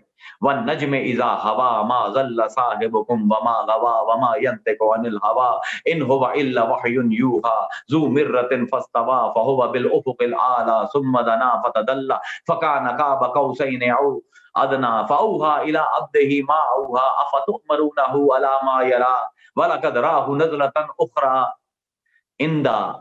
عندہا سدرۃ المنتہا. کیا مطلب عندہ سدرۃ المنتہا عندہا جنت الماوا اذا یغشی الصدرۃ ما یغشی ولقد رأى من آیات ربہ کبریٰ. اور پھر کہتا ہے ما زاغ البصر وما طغیٰ. میرے لیے یہ پنچ لائن ہے، 2 پنچ لائنیں ہیں، 2 ٹیگز اللہ نے دی. افتؤمرونہ علی ما یرا، کیا تم ہمارے اس بندے سے اس بات پر بحث کرو گے جو اس نے دیکھی ہے، اس منظر پر بحث کرو گے جو اس نے دیکھا ہے. ما زاغ البصر وما طغیٰ، اور اس کی آنکھ نہ زاغ میں گئی ہے نہ طغیٰ میں. زاغ ہوتا ہے دائیں بائیں ہونا اور طغیٰ ہوتا ہے یا پورا نہ دیکھنا یا حد سے آگے چلا جانا. تو اس کی نظر نے جس طرح کا منظر تھا ویسی ہی نظر بنی ہے اس کی، اور اس نظر نے اس منظر کو پورا it's an immersive feel to it. مطلب اس کو آپ اگر ہالی ووڈ بالی ووڈ کی زبان میں اگر آپ کہیں گے تو اللہ جزیات بیان کر رہا ہے کہ اس کی نظریں ایسی ہیں کہ یہ نہ دائیں گئی ہیں دائیں بائیں اس کے جنت جہنم ہے، فرشتے ہیں، حوریں ہیں، محلات ہیں، دودھ کی اور شہد کی اور شراب کی نہریں ہیں جن کے لیے تم سب مرے جا رہے ہو. اس نے سب کو اگنور کیا ہے اور یہ ٹکٹکی لگا کے ہمیں دیکھا ہے اس نے، اور پھر جو حد ہم نے مقرر کی تھی دیکھنے کی اس سے بھی آگے نہیں کیا. یعنی دس از جسٹ الٹیمیٹ پرفیکشن. اب یہ جو کہنا کہ ون نجم اذا ہوا، قسم ہے تارے کی جب ٹوٹا ہے، دس از آور کامن ایکسپیرینس.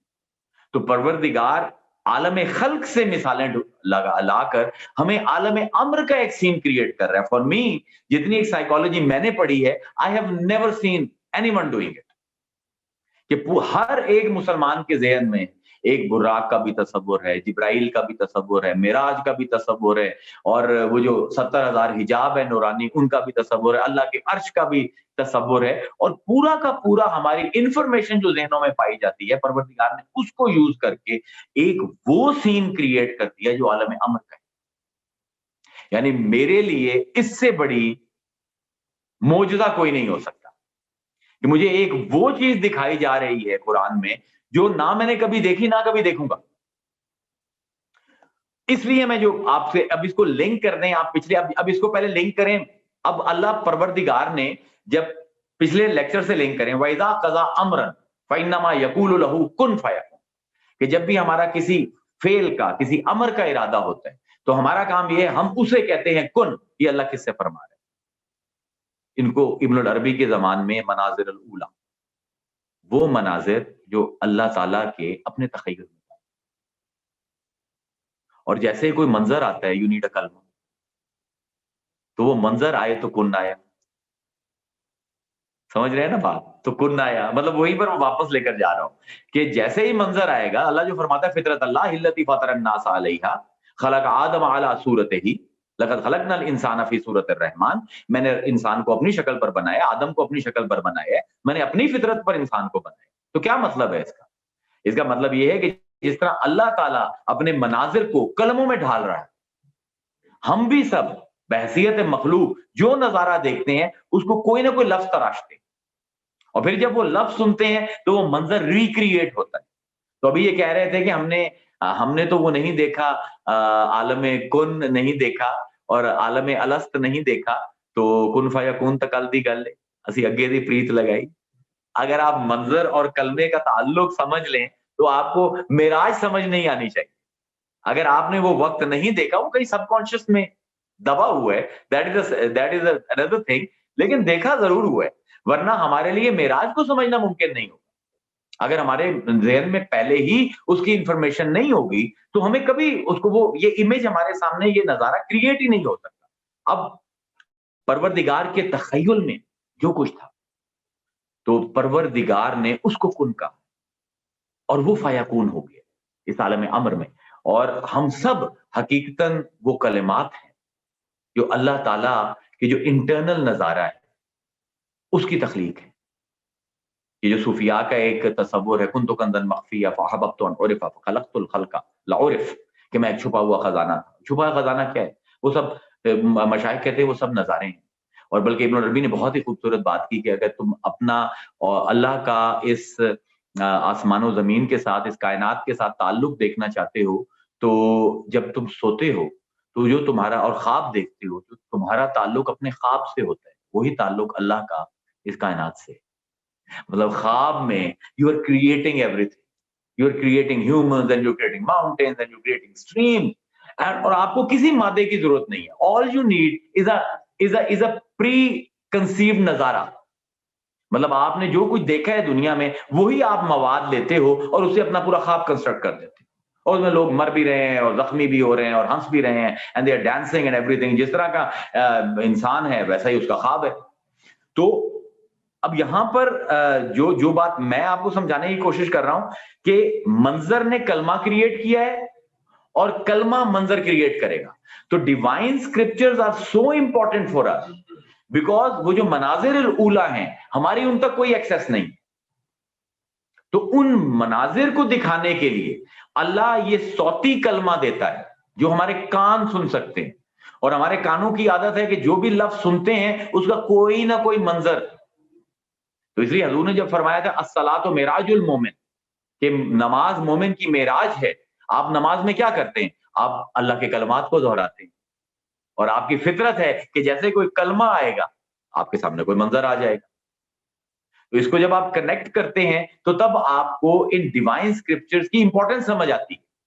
جس بندے کو نظر، ناظر، منظر اور کلمے کے درمیان ربط نہیں سمجھ آتا اس کے لیے تو شاید کوئی کتاب ہوگی، لیکن جس بندے کو یہ ربط سمجھ آتا ہے اس کے لیے it's just like a movie that is being played in front of می.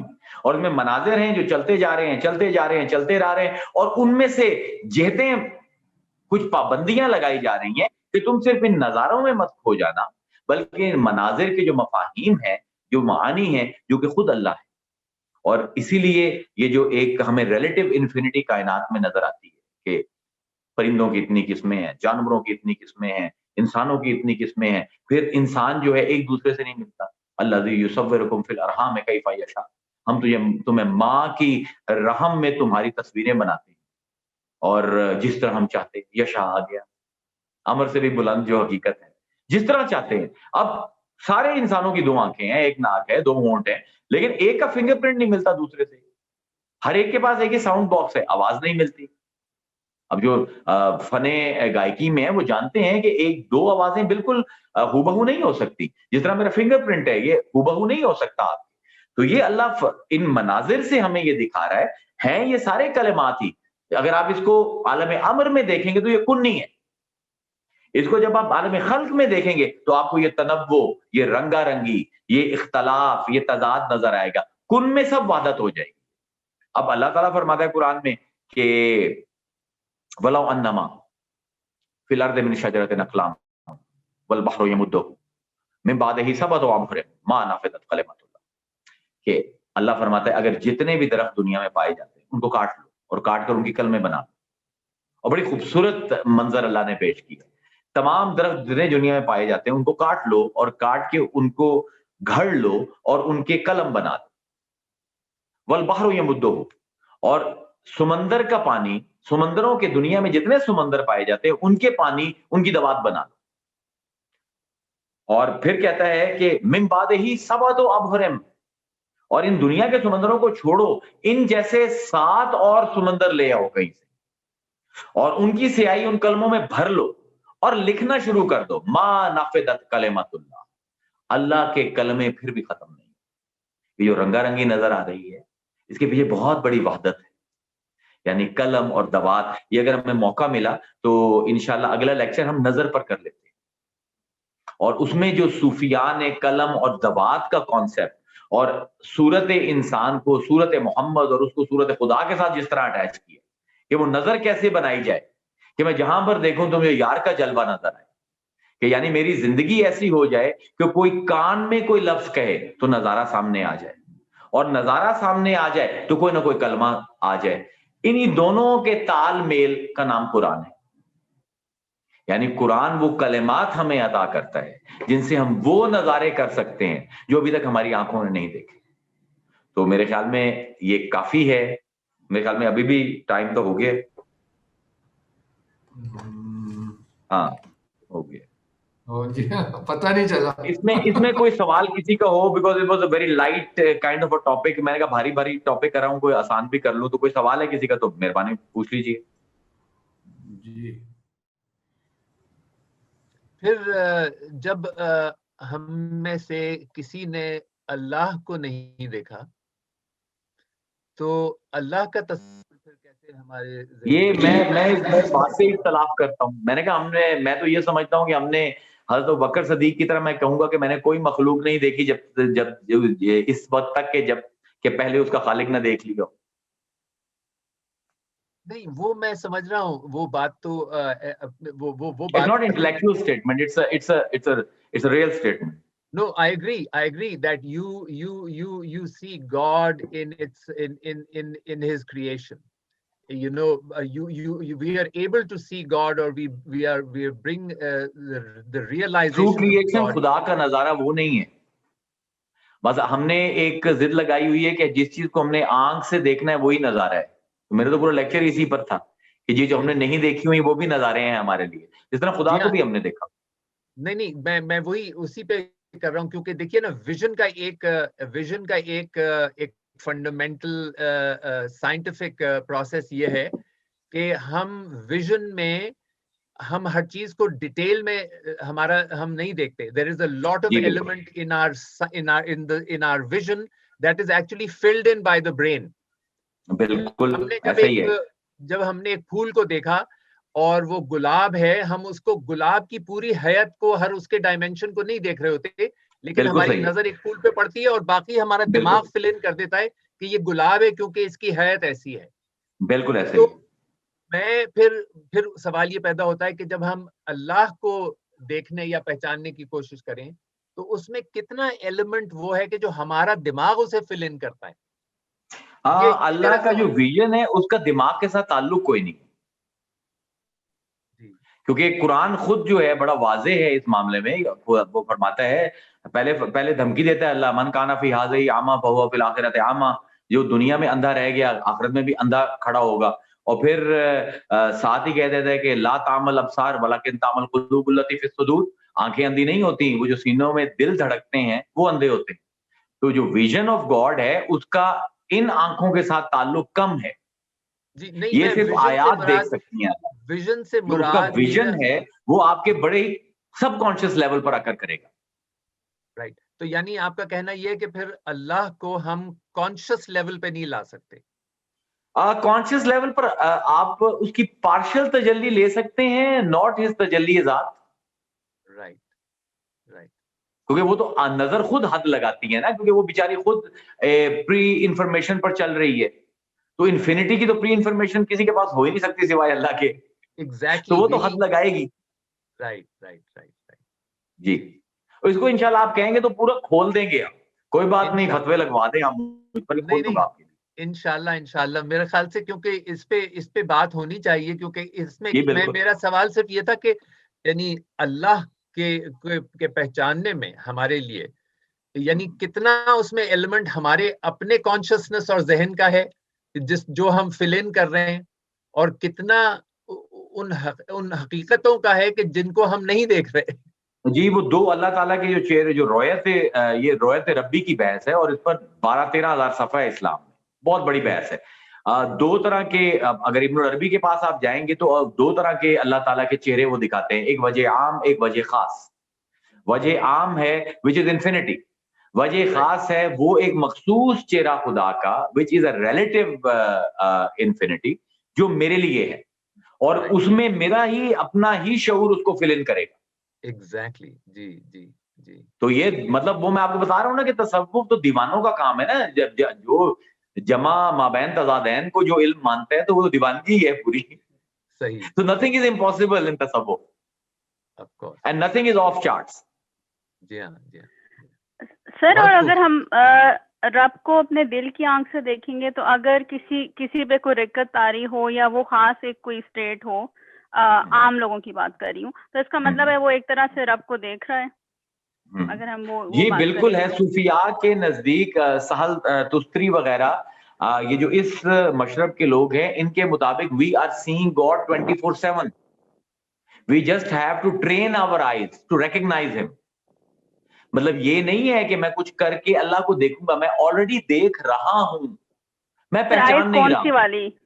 باطنی آنکھ، دل کی آنکھ؟ باطنی ظاہری دونوں، ظاہر بھی وہی ہے، باطن بھی وہی ہے. پرابلم تو یہ ہے ظاہر کا انکار کروں تو کافر ہو جاؤں گا، باطن کا انکار کروں تو مشرک ہو جاؤں گا. لیکن سر ظاہر سے ہم اس طرح دیکھ تو نہیں سکتے نا، ہماری آنکھ وہ اللہ نے طاقت ہی نہیں دی ہوئی، سوائے اس کے کہ اس کی مخلوق کے ذریعے اس کو دیکھیں.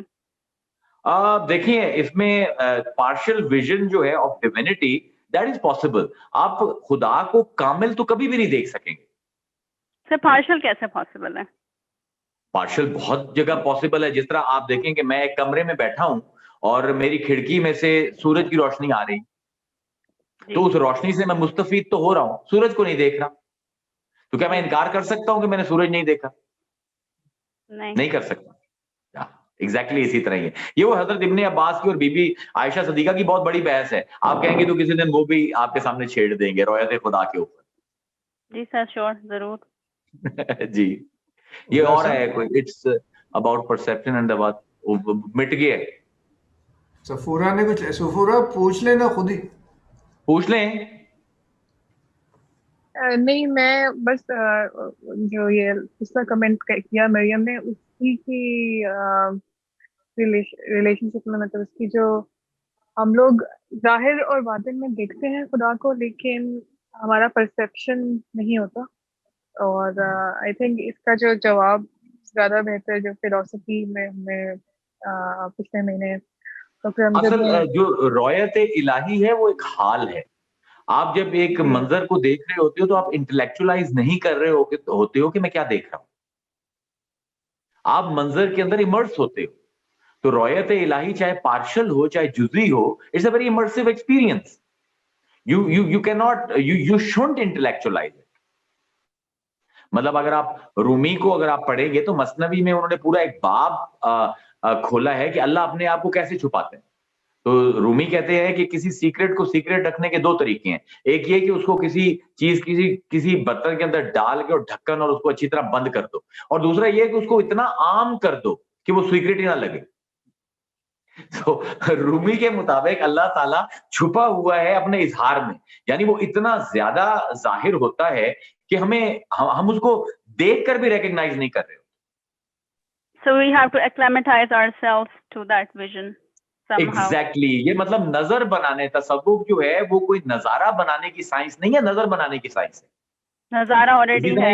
مطلب علماء کے ساتھ جو صوفیاء کا علمی اختلاف ہے وہ یہ ہے کہ علماء ہمیشہ قرآن کو سمجھنے کی کوشش میں زیادہ لگے رہتے ہیں. وہ کہتے ہیں یار اپنے آپ کو تو سمجھو. قاری وہی قرآن سے لے گا جو اس کی نظر ہے.